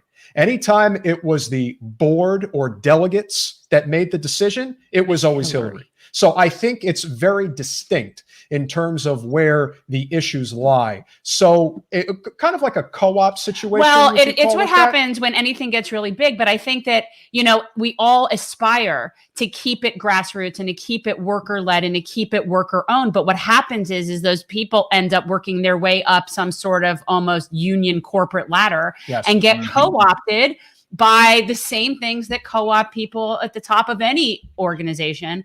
And it's a constant battle, which I'm sure you have now witnessed. Yeah, no, that's exactly right. You know, certain union presidents their leadership, obviously, they don't really care. Oh, you can just say, you could just say Randy Weingarten. That's perfectly fine. You can absolutely say her. You know, I don't want to call out, you know, but we know who they are. And, it's obvious, you know, it's obvious that is an issue. And that's the reason why it makes our union efforts even harder, because there is a bad taste with certain unions and their leadership. And even with the MTA drivers, the bus drivers here in New York, some of the bus drivers, well, most of the bus drivers have been completely supportive, 100% of our efforts. And there's some that talk shit about their own union president, and they tell us like, hey, yeah, I love the union that does this for me, but the president or the leader, he's this, he's that. And you know, that's the problem. We got to make sure that even within our union that they're making sure that they put in office or at the top a leader that is going to remain at the grassroots, I guess, ideology, and make sure that they don't forget about where they came from. That's one thing about me as a supervisor at Amazon. I never forgot where I came from. I was hired as an entry-level worker, doing what they're doing now, making only $12.75 back in 2015. And when I got promoted to a supervisor, I didn't forget where I came from. That's why when I applied to be a manager 49 times, I was denied every last one of them, because their feedback was that Chris is going to side too much with the entry-level workers over management. And they're absolutely right. I would never sell out. I would never change who I am as a person just because I want to make my own personal career growth. If it took that to become a manager, forget about it. And you see that in my activism that I'm doing now. I'm the same person who I was 2 years ago, a year ago at Amazon. This is carrying over to my organizing and my activism. So as a leader, I would never forget about where I came from. I got to stay grassroots all the time. And as an example, you see that's the type of action we're doing with the Amazon labor union in Staten Island. Chris, apparently the website that I put in was not correct. It is the Amazon Labor Union Solidarity Fund. Is that correct? Yes. Let me double check. I don't have my phone with me. I'm sorry. Sure. No worries. Grab that. And thank you. And now I have to just shout out to my mom for, of course, being the first person to attempt to donate money and tell me that we have the incorrect site, because my mom's watching. And I want to tell M3G4FR34K that swearing is violence is our old friend Declan, and he's a troll, but he's a friendly troll. So just let him be. He's just having fun. He's just having fun. He doesn't. Where swearing is violence is just He's our troll. No, well, yeah, well, again, he's a troll, but he's our troll. Well, that's like Joe Krebs. I don't know, you want to do his voice? Don't do Krebs.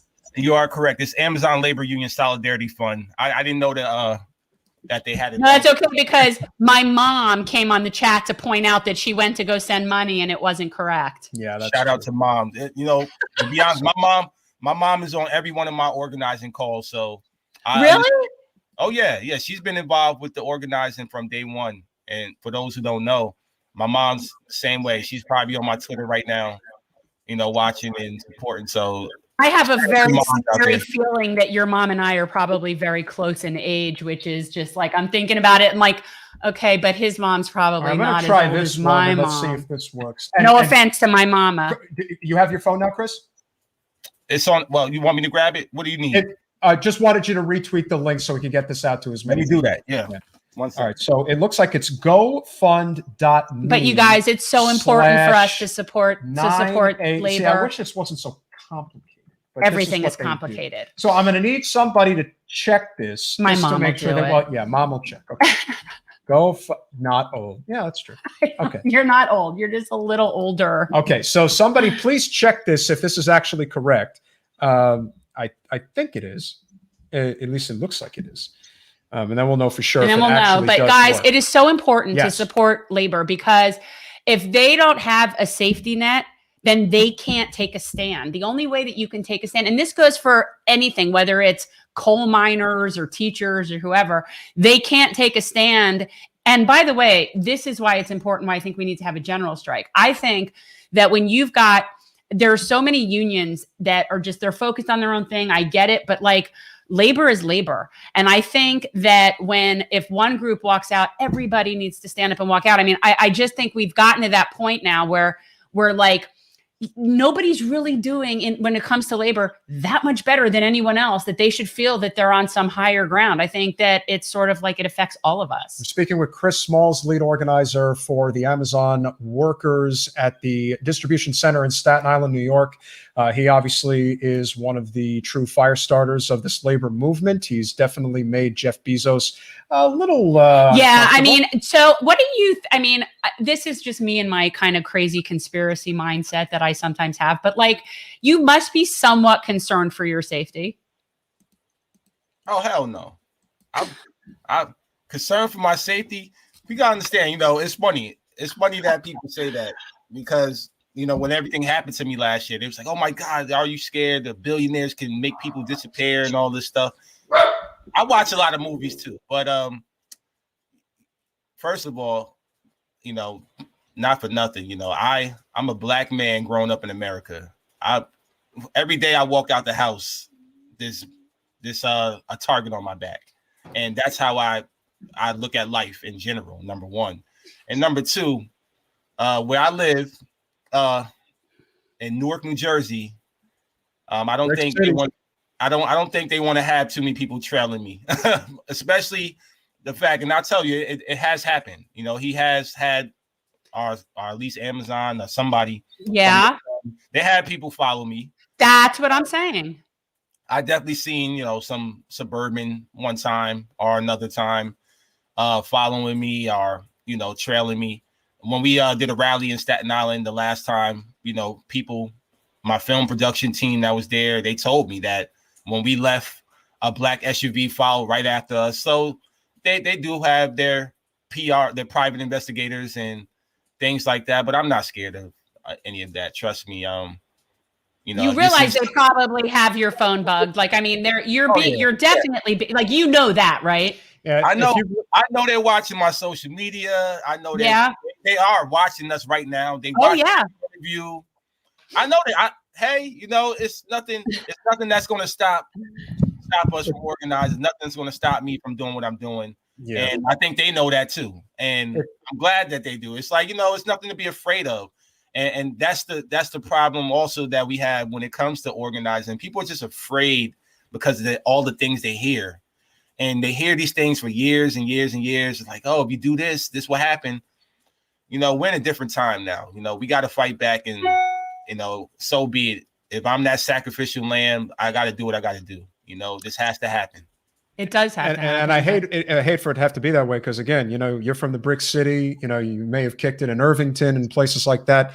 It's like once you know what it's like to fight for survival, guys like this don't even faze you. It's the people that haven't lived hard, that haven't experienced it. You know, it was just completely. Me. Sorry. But I would say that, you know, afraid of Jeff Bezos. Yeah, no, I am not. Look, I mean, I have no problem saying that, like, something like Nancy Pelosi sucks ass on my live stream. So, like, I am one who doesn't really think about that either. But I've also had it brought to my attention that maybe that's not the smartest move. Well, you know, it's funny, and I don't want to get into the weeds of whether or not the elected officials on Capitol Hill are doing right by the people.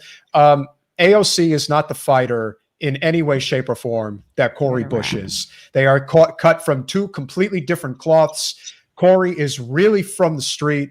She really understands what it means to fight for survival, and she's got zero F's to give on Capitol Hill. We were even joking the other day, you know, Marjorie Taylor Greene likes to act like she's a hard ass by going after AOC. I would love to see her try to pull that with Cori. That wouldn't happen. Cori would literally drag her ass outside the Capitol and pound her into the pavement. I would almost offer a substantial amount of money to see that. Like, first of all, and let me preface this with, I have been saying for a very long time that I really do find Marjorie Taylor Greene as somebody who is in really a serious need of an ass kicking. I just do. She is someone that needed to get one. No, but just something about her. She reminds me of like when we were kids and just a girl that just needed to get put in her place and never did. I cannot explain why.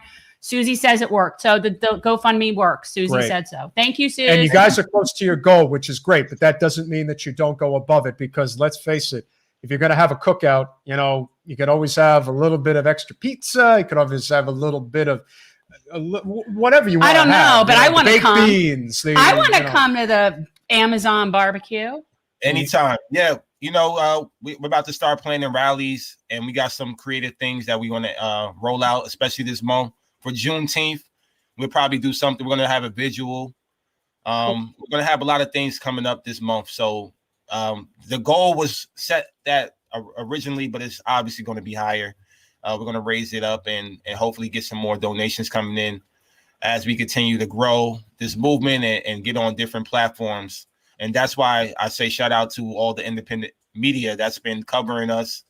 You guys really are helping us out when it comes to these donations. Every time we obviously get on, we get these donations in, and we are able to do the things that we're doing. So every little bit of it counts, and everybody that's involved, y'all helping the movement. This is how. Yeah, that's how I feel too. Thank you so much for coming on and sharing this. I mean, it's been a while since we've had a good union person on the show because listen. She doesn't want to believe it, but we're having some trouble. There is an amazing union organizer down here in South Florida. He's called effing Fred Frost. I'm not going to use the bad word, but this is a guy who was the lead organizer for the CWA here in South Florida. He definitely has the ire of Debbie Wasserman Schultz, and to the point where he was able to connect us with the second in command of the South Florida AFL-CIO, which is Miami-Dade. Quincones, Victor Quincones, Richard Quincoces. Quincoces. He came on. We had a fantastic discussion, and then we got in trouble. We got basically that's when overnight. That's when Dan Reynolds basically told everybody, "Stay the hell away from us," because overnight we got ghosted. We have been ghosted. We by can't union get leadership. local labor people to come on the show. That's how serious it is. And what makes Florida. We're trying to help, by the way. Yeah. Like, that just goes to show you how, like, the union bosses are completely not working in towards the best progress of their people. The reason why it's so much more difficult in Florida, and especially down here, you got a couple of factors that you have to consider. Number one, this is a very transient part of the country. As we were discussing, as you mentioned earlier, the roots are not really strong in Bessemer. It was a new distribution facility. People may not have necessarily had everybody's back. So the fact that there's just so much of that, you come as you go type situation. And then on top of that, the other big problem here in Florida, and this is obviously the biggest reason why I support the PRO Act, Florida is a right to work state. And when you basically are fire at will when it comes to employment, you don't have any real labor support. No. You don't have any real safety net of any kind. None. So having the PRO Act eliminate right to work and supersede the state level would have a tremendous impact in Florida on union organizing in Florida. Oh, it would change everything overnight. Like that's how big of a deal we would have. The last thing that I want to touch upon before we conclude for the evening, which obviously you probably don't have a specific date in mind, but is there a particular timeline, if you will, that you are targeting where you would look to take your shot? Yeah, absolutely. We're aiming for July. Wow. Okay. Cool. And that's, if everything continues the way it is right now, which is positive, we should be able to file by July. And we know Amazon's going to push back and go back and forth with the NLRB. But the good thing about here in New York, once again, the NLRB has been super helpful with our efforts. They have been filing our ULPs. They have been. For people who don't know, sorry, that's the National Labor Relations Board. Sorry. Yeah. Sorry about that. The National Labor Relations Board, they've been super helpful. A lot of them are representing some of my organizers in their trials. A lot of people that file cases with the NLRB, they're organizing with me. And that's the beauty of it. We have a very good stronghold, even on the government side as well. It's been helpful. And when it comes to the filing, we should have no problems. And I'm hoping that if everything all goes well and we turn in the right direction, we'll be ready by July. That's awesome. Chris, you are the type of person that we want to platform as early and as Always. often as we can. I think it's immensely important what you are doing. I think that New York in general really needs to become ground zero for everything that is going on in terms of labor, in terms of healthcare. This is our time. I really feel it's just going to happen. It's just going to happen. And so we just have to be prepared for it. And if July is going to be, that month where a lot of this could happen, then we're going to do everything in our capacity to assist your efforts in order to do that. If we have an opportunity to come up, especially myself, again, my family is from New Jersey. I am obviously happy to assist in whatever capacity that I can, any local chapters that can help. For our local affiliate, one of the things that you can do, obviously with us, our channel, we do not take any type of salary. Every dollar that we raise, 100%. I'm not sure if goes she's to- referring to us or to him. No, Like local here or local there. How do you say M3G4? 4, 5. I can't. Whoever you are, you're very. The name is complicated. Are you local? Yeah. And Mega free is what it looks like. Are you local to? See, that's an age thing. I'm way too. No, I old know to that get that's what they were intending. I just wanted to be didn't. sure. Are you Didn't a even see it. local in New Jersey, New York, or Florida? See, you got to preface that. Mega freak. You Yeah, got to I let get us it know, now. I because get if it you want to now. help us locally, that's great. And if you want to help Chris in his efforts in Staten Island, and let's be honest, Staten Island, that really needs help. Staten Island is a Republican stronghold, very, very much. So, to say that they're not necessarily enthralled with the prospect of having a union effort in that part of the state or in that part of New York City would be an understatement. But that doesn't mean it's not coming. We're hopeful. We're Like you very said, hopeful. $19 an hour. Yeah, on paper that looks good, but It doesn't, though, not $19 an New hour. York. Well, $19 an hour in Staten Island is the equivalent of maybe $11 an hour going up to the Adirondacks. It's completely different when you that's the get thing. outside of where you are. Living wage in New York, in the New York City area, is around $30 to $35 an hour. That sounds right. So it's significantly more than what they're getting right now, and they want to come up with this this excuse that they're actually doing you guys a favor, but they're not.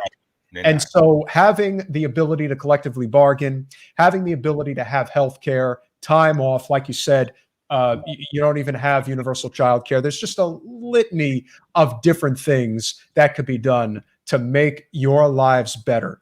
And if you are able to break through in Staten Island, I think we'll break through everywhere. It starts with Oh, one. I'm so coming up there with my yellow It vest. starts with, well, you know what? You're Look, gonna be I'm just halfway saying- there pretty soon. I know. Well, 'Cause you just go all the I'm way to New definitely York. at some point going to have to get up there. But Jen's Zen is found in Asheville, North Carolina.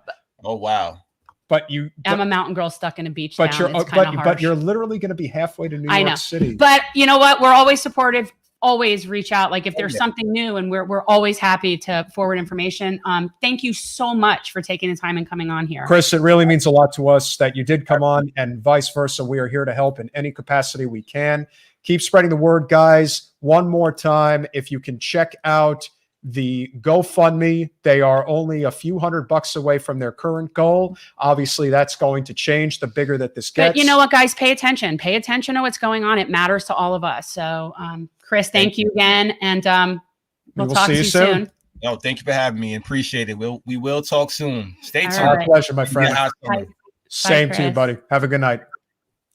Well, needless to say, he's just one of the, he's an OG. He's just really, he's as real gets. Like Mo would have such fun Oh yeah, Mo would chatting it up with him. Yeah. And, you know, I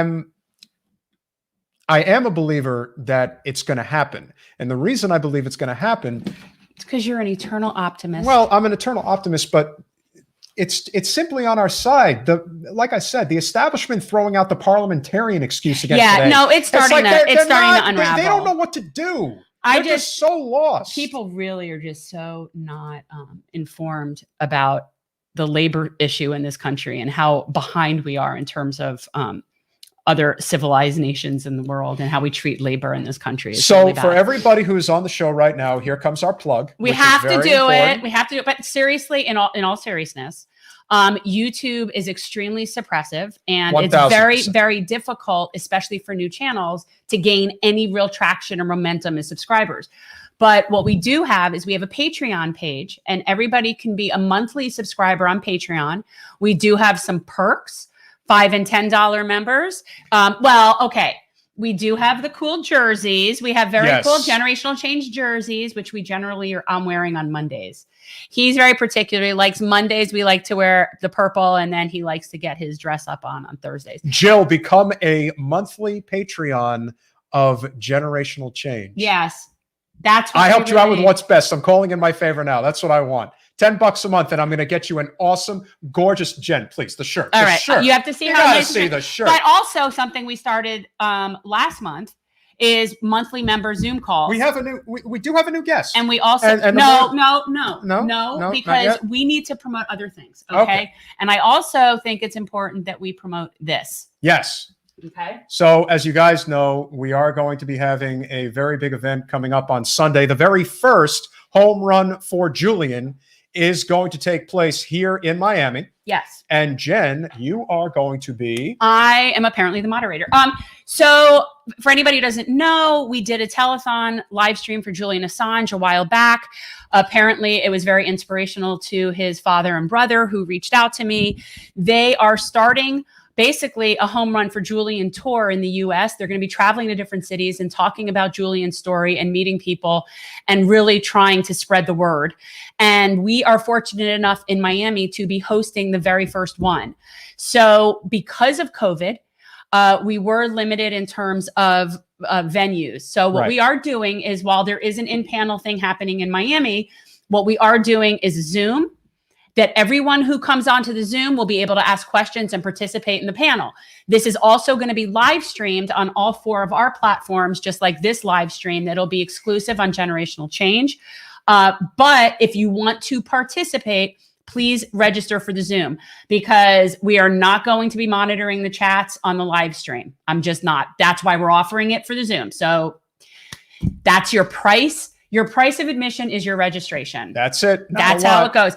And for anybody that is local that would or might be interested in attending said event in person, it's really being limited to the various organizations that have been helping me put this together, and a few people from each organization. So it's like the National Lawyers Guild, the Young Democratic Socialists of America, FIU chapter. So we're really limiting it because we have a very limited size facility, which is why we're doing it on Zoom, so that everyone can see it. So who's on the panel? It is Julian's father and brother, John and Gabriel Shipton. They're going to be talking about the current status of the case, what's been going on with Julian, and really giving a much more personalized background of his life and like what this is. This is just a guy, and when you meet them, his brother and his father, they're just people from Australia that are like now wrapped up in this whirlwind of crazy because that Julian got into with this. But well, you know, somebody got very upset. Well, he angered Hillary.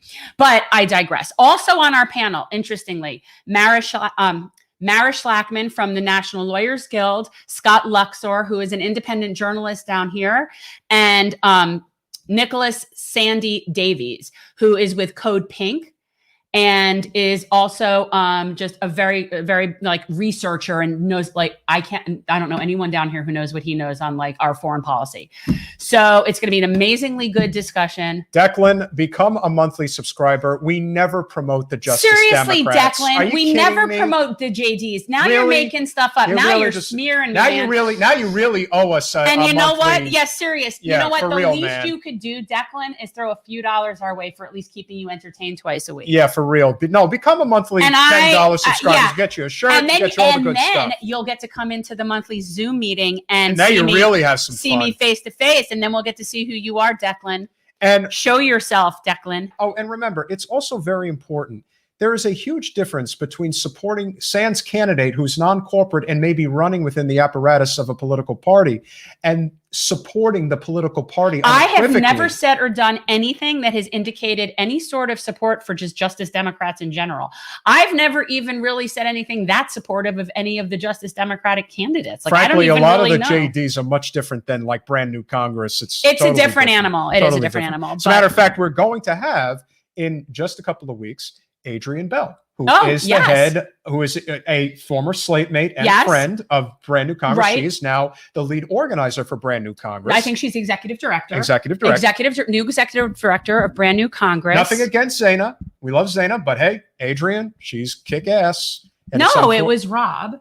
Oh, Rob. It was Rob Ryersey, who I also very much like. And Adrian, have nothing bad to say about. Adrian, unfortunately, was running for Congress in a very red district. Houston area. Well. Adrian's from Houston area and the northern suburbs. And so that's a very Republican area.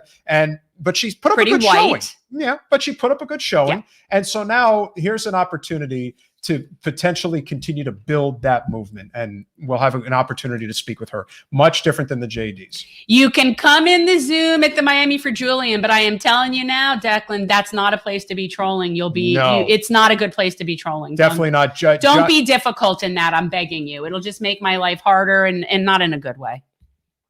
So is there any way to make the Zoom link public to everyone? I don't know how to do that, John. I mean, could you not put it in the? I don't know how to do that. How do I do that? I think I don't know. This is so technologically above my pay grade. No, I think that if you want to, again, you can go to our Facebook page and sign up. If you go to our Facebook page, the event is there. We have an event posting for it, and it's there. But how do I make the Zoom link public? I don't know these things.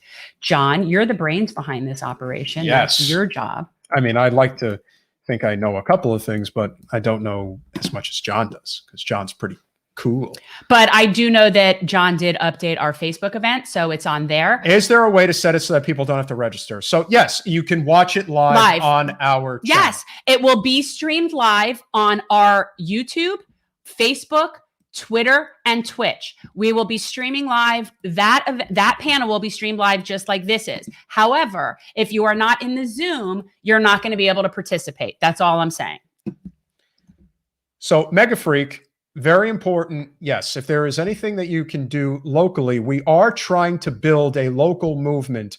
There are no guarantees, but there is a chance, reasonable chance, that Jen will run again if we can get local union support. That is definitely the primary caveat to Jen running for Congress again, is will we have a labor movement and it's not behind something, her? And we need to know that. We need to know, so true. And that needs to be known before she declares her candidacy. Because if we don't have a way to challenge Debbie's biggest roadblock, which is Dan Reynolds, then there is no way that we're going to be able to win the race. And the only way we run a second time for this seat is if we have a path to victory. A path to victory includes local union support. It has to happen. If we are not able to get through the Dan Reynolds force field in some capacity. So, yeah. So for anybody who is local, that is the impediment to progress. His name is Dan Reynolds. He's the head of the Broward AFL-CIO. He's the reason why we didn't even get a screening, which is a violation of their own bylaws. Correct. And he's the reason. But what are rules anyway? And he is the reason why most of the locals, even though they might have liked us and wanted to endorse us, they won't cross him. Rhonda Boy, thank you for that very interesting caveat. Was not aware of that. But you know what? You learn something new every day. Just like our state has. We're learning a little of everything. Kind of like whether or not that's violence. That's violence. What's the matter? What's the matter? You don't want to support this. You don't want to support the party of this guy. And for anybody in yes, I understand that, but it's the only option we have. Oh, good God, help us. Look, come on, man. You want to support Jen. She's doing a really. Look, it's past my bedtime. I don't even know how I'm here. I don't know how you're. A lot of Adderall would be my guess. I forgot to. I don't know what I'm saying, man. I forgot to take it today. But just look. Here are the facts, Jack. I'm gonna give a very stern talking to Cinema in a mansion. I'm gonna talk to the Republicans, and we're gonna come together. We're gonna make a deal, man. Don't you want to make a deal? Can I smell your hair? Okay? So gross. No, I just have so lechy. I just got this thing. I like hair. It's nice. But again, we're making progress little by little, and I'm gonna get the Republicans to accept our deal. It's a great deal. It's a big freaking deal, man. I don't want to curse. It's not. Please don't. But the real reason I'm here tonight is because my charming wife, who isn't watching right now because she wouldn't want me doing what I'm doing, it's her 70th birthday, Jen. Isn't that something? Happy birthday, Dr. Jill. Yeah, that's right. I know she likes having that doctor in front of her name. We like to play doctor every once in a while. It's really great. But come on, man, you people ask for way too much. Peter doesn't get drunk. Although that would be, I would so appreciate it if that could ever happen. To explain anything, because I don't remember half the shit I say. Oh my God. It's like somebody's asking. What's best is asking, is Peter drunk? I'm not drunk. I don't even drink anymore. He doesn't drink. Come on, man. Just because I'm Irish doesn't mean we're all drunks. Don't you know how important that is? Not to feed the stereotype. All right. You've I gotta go. You guys, you're just unrealistic. I got no empathy. Zero. You guys are gonna have to fight for what you get. they need to just get jobs, right? You just gotta go out there and get a job, man. Just like my son did. Yeah, he got that nice job in the Ukraine. That's sure great. did. I know. I don't ask any questions, but believe me, I'm gonna get everyone a well-paying job as long as they don't bug me for health care, for time off, for a living wage. Not even gonna give me the freaking public option, man. I was just trying to get elected. And don't blame me because I didn't give you your $2,000 checks. Come on, man. You're not worth that. No one's worth that much. Well, maybe me, but that's besides the point. And don't bring Bernie into the conversation. I think you've got Bernie envy. I wish I was as popular. I know you do, and there's no way you'll ever be as popular as Bernie. But Bernie always says that I'm his friend, and I am his friend. I like the guy, but he's just not realistic. That's the problem with Bernie. Yes, he's pie in the sky. The problem with Bernie is that he considers people like you friends. But we are friends, man. Yeah, well, you know. The only problem with Bernie is he's not as creepy as I am. No. He doesn't understand what it means to be creepy Uncle Joe. Yeah. Maybe Tara Reid would be a good person for us to ask about Oh, that. come on, man. Don't bring up somebody I don't even know. Yeah, you I didn't even don't know meet the her. lady. Yeah. She claims that I did something to her inappropriately. Yeah. Come on, man. I don't do anything inappropriate. If I did, they would tell me I did. That's why I'm able to get away with these things. Don't touch. You see, I didn't get in trouble for that. No one told me I wasn't allowed to. Stop touching people. But I'm the president. Just stop touching people. But I'm the president. Don't touch people. Can you believe? Can you just keep your hands to Can yourself? you believe I'm the president of the United I got to tell you, if States? I was Lucy Flores and you came up and sniffed me on the back of my head and kissed me, I would have turned around and punched you in the face. I swear I would have. There is no way I would have allowed that. I can't- Sorry, that's just I disgusting, don't dude. know who that. I don't know who that. Yeah, is, the lady man. was running for lieutenant governor of Nevada, and you walked up behind her and sniffed her hair and kissed her on the head. Come on, I like hair. What do you want from me? So gross. That doesn't make me creepy. But yet it does. You know why I do that? Do you really want to know why? I saw that amazing commercial about 30 years ago for herbal essences. And every time the ladies would wash their hair, they would get so excited. I just wanted to know what was going on. What were they putting in their hair that made them so excited? Maybe I could use some. Oh, you don't Don't you have see enough how- hair. Oh, No, my hair's great. your My hair. hair is amazing. Come on, you want to touch my hair, don't you? No, I Come really on, don't. Man. Just one time. Yeah. Oh, yeah. Oh, isn't that great? Don't tell Dr. Jill about all this. Don't tell Dr. Jill. No one's allowed to know. It's a secret. It's a big secret. Bernie's my friend. Oh, I gotta go, guys. It's way past my bedtime. oh, you probably went to bed after you I'll had see y'all. early bird I'll see you all special. another time. Goodbye. Bye, Sleepy Joe. All right. So, what did you guys think of? I just think his voice in general is not so like specific enough that it's that funny of a like. I just don't. Even if somebody did him perfectly, I just don't find his voice as entertaining as other voices that gets on. That's my point. Well, if that's what it was accomplished, then I guess I did my job. It was creepy. That's wasn't definitely well. Again, you know what? I like these responses. I like these responses. He thinks he's all that in a bag of chips. So that Michael. means that my Biden's okay. You guys are okay with the Biden? I don't love it, but I just don't think Biden's voice is that interesting. That's really what it's not your impersonation that I have a problem with. I just don't think it's that. I don't know. Whereas, like, it's not that specific. Bernie's my friend. Well, Bernie always says Joe's his friend. They should be. You know what we could do that would be really hilarious? That's what you need to do. Is we need to do like an Ernie and Bert skit with Joe and Bernie as friends. That's something that we need to do. Like, that's something to consider for you on TikTok. You want Bernie? No, I mean, it's not that we want Bernie. We're just saying that would be a fun, like they could be like, see, I think we should have skits like, you know, SNL. I think, and I've already come up with one for you, but you don't want to like, you know, work that one. I think we should have bits. Yeah, I think we should. Well, that's going to be our. I think you should really get into the Arnie Bishop character. I think that would be hilarious, especially now since that piece of crap did what he's done. Well, they're going to encourage me, Christina. whether you like it or not. You, but, Since Christina's here. uh-oh. Only Look, I heard. Look, the glasses.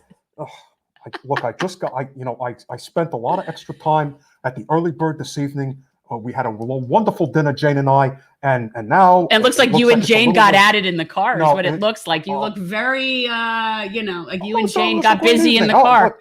I just heard that my good friend Joe was here. Joe was here, and he was talking about doing something good for people. Is that true? He also said you were his friend, and Joe said that he spent a lot of time trying to smell my hair.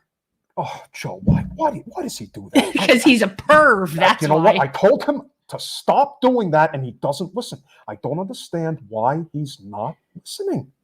And to me, it really hurts me, because Joe is a good person and he's a good friend. We can agree to disagree on this. Well, we had a wonderful evening. It was a wonderful dinner for Dr. Biden.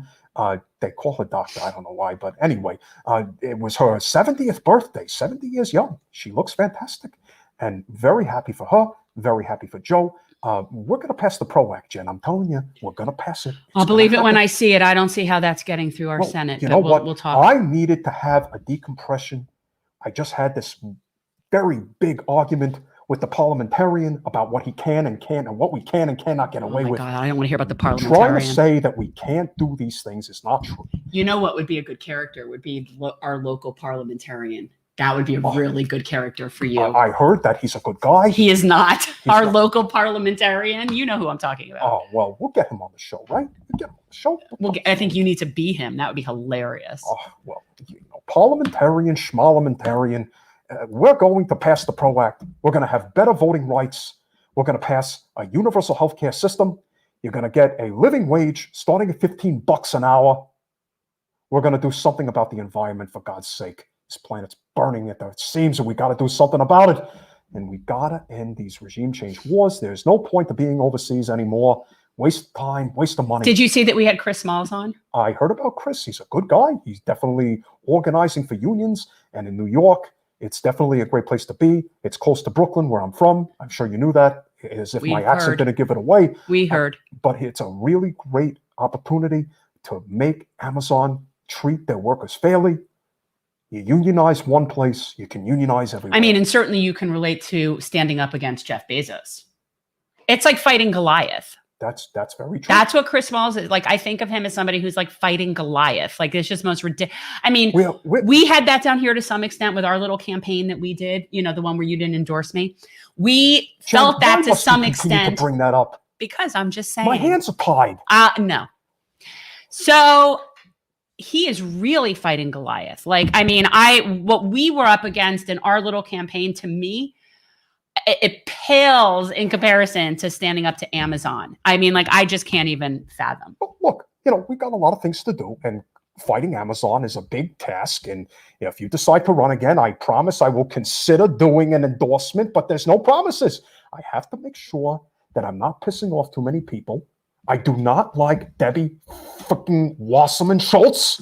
Mega Freak, we are big fans on ranked choice voting and would be very supportive of an initiative in that capacity in our state. Voting. I think it's a great idea. Yeah, we're very supportive of ranked choice voting. We'd be very supportive of that kind of initiative. We need to have a ranked choice voting initiative in the state of Florida. Well, it sounds great, but let me tell you, Florida is usually not on the front end of change. Florida is usually more on the back end. So the fact that it's only in a couple of states makes me think that Florida has a little ways to go.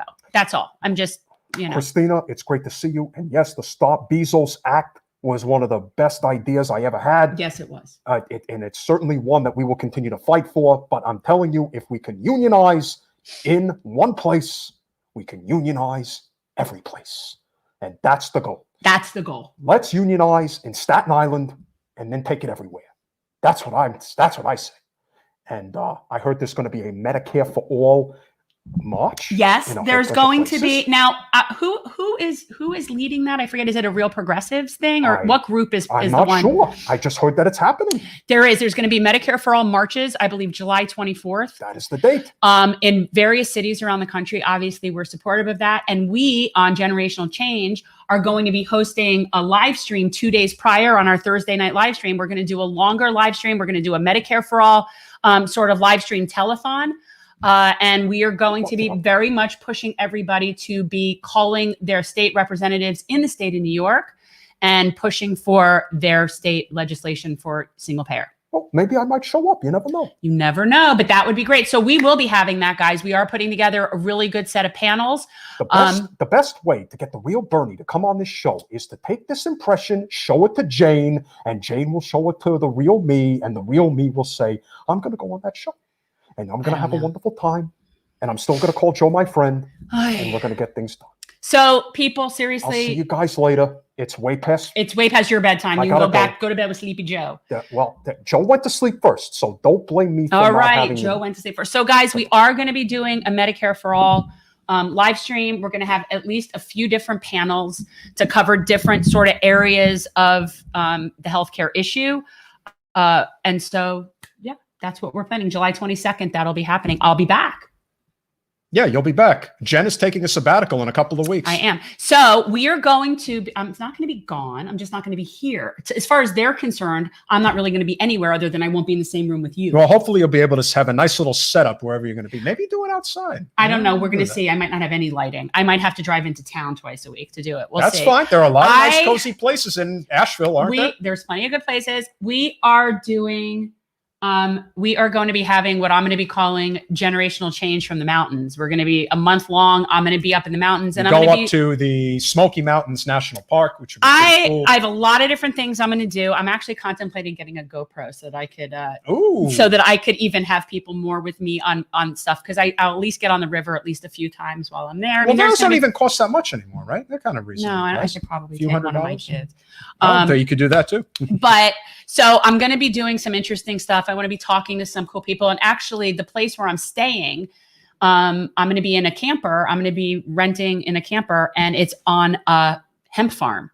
And so I'm actually really looking forward to that. I mean, yeah, hemp farm. Yes, I am a mountain person stuck in a beach town. Anyone who knows me knows I live for my mountains, and I love Asheville and the Being whole stuck area. in Florida all year long is a pain in the ass. It's hard, and the summer is really rough here weather-wise. I know that people who live in cold places know what it feels like in the winter where they are, and for us in the summer, it's kind of the same thing. It's really harsh. So me and Lou and Sophie, who nobody knows Sophie because Sophie isn't ever really here, but she's Lou's dog. And Lou and Sophie, and Lou needed a companion animal, so then we adopted Sophie. So Sophie is Lulu's dog, and the three of us, my girls and I, are going to be in the mountains. We appreciate you guys as always for coming on the show. Please, if you can subscribe on Patreon, we definitely need the help. Christina Stewart, you know I went to Boulder, right? I'm a Buffalo, class of '92. I'm a Scarlet Knight. You mean you went to Rutgers? That's for sure. You went to Rutgers? I went to Rutgers. The birth of college football. That is true. Yes. Okay. So University I got of something Colorado going for me. Folsom Field, Mork and Mindy episode. Mork and Mindy was filmed Is that in where Boulder, he and the goalpost that they climb on during the credits is Folsom Field. That's Colorado. So if you're gonna say something about Rutgers, say Mork and Mindy, which most people on here don't even know who that is. I got 3 impressions in tonight. You guys got to see my Bidens. That's my new one. And again, I think I did okay. No, it isn't about you. I think you did great. I just don't think I don't know. No, I definitely put my own spin on it, and so I definitely. Yeah, I'm even working on. I'm all into the Canva now. I'm even working on kind of like a new graphic for like Gen Change in the mountains or mountain something. I got to come up with something. So we'll be doing this. Peter will be in studio, and yeah, it'll be fine. Mega Freak, for you, email generationalchange@gmail.com. Thank you very much. Really appreciate it. But at generationalchange with a J @gmail.com. We will discuss how we can be working together locally. And one last time, for anybody who is feeling a little generous, We definitely need monthly Patreons. $10 a month, guys, $5 a month even. It definitely helps us. It really does. Where is the link? Because I know I wrote it out, and it's usually easy See, it would to be spot. infinitely better if you did it as a banner, but you don't want to listen to me. Yeah, about that. I don't like to listen. I know. I like to do my own thing. I know you do. It's a lot more fun that way. Oh, I guess we did get a lot of comments when I started doing impressions. Oh, yes, they always do. Please, Yes. people, you're killing me. Yeah, I know, for real. And I should have kept going. I didn't realize it. Oh, it's not even on the screen anymore. I'm really Well, hungry. yeah, I'm hungry too. Are So you going to make me food? yeah, I'll think about it. So anyway, generational. So I'm going to put it up one more time. So it comes real GoFundMe. I'm not doing that. Patreon.com/generational change. We know you want to become a monthly subscriber and contributor to our channel. And then you get to come into our meeting, which I have to figure out what that's going to be this month. And I am going to be in North Carolina for it. Well, maybe it'll be something having to do with that. I don't know. But it will be probably around the last week of the month. We will do our members only Zoom. If you're a $5 or $10 Patreon, you get to come into the Zoom meeting. And we'll have some sort of cool presentation. I'll come up with something good. I always do. I always pull something good up. Like, I figure something out. We are committed to starting that TikTok, and we're going to do that. Yeah. So that'll be fun. So guys, don't forget, check out the Julian Assange live stream on Sunday. It'll be at 7:00 in the evening. It'll be on all of our same, all of our same streams. If you would like to participate in the conversation, please register on Zoom. And if you are local and you're within the certain groups of people that are helping me put this together, reach out and I'll get you the address and you can come on down. We appreciate you guys. Thank you so much as always. We'll see you Sunday for the special live stream, and then Monday, of course, for our regular Monday night live stream. See you soon. Do we even know who's on Monday?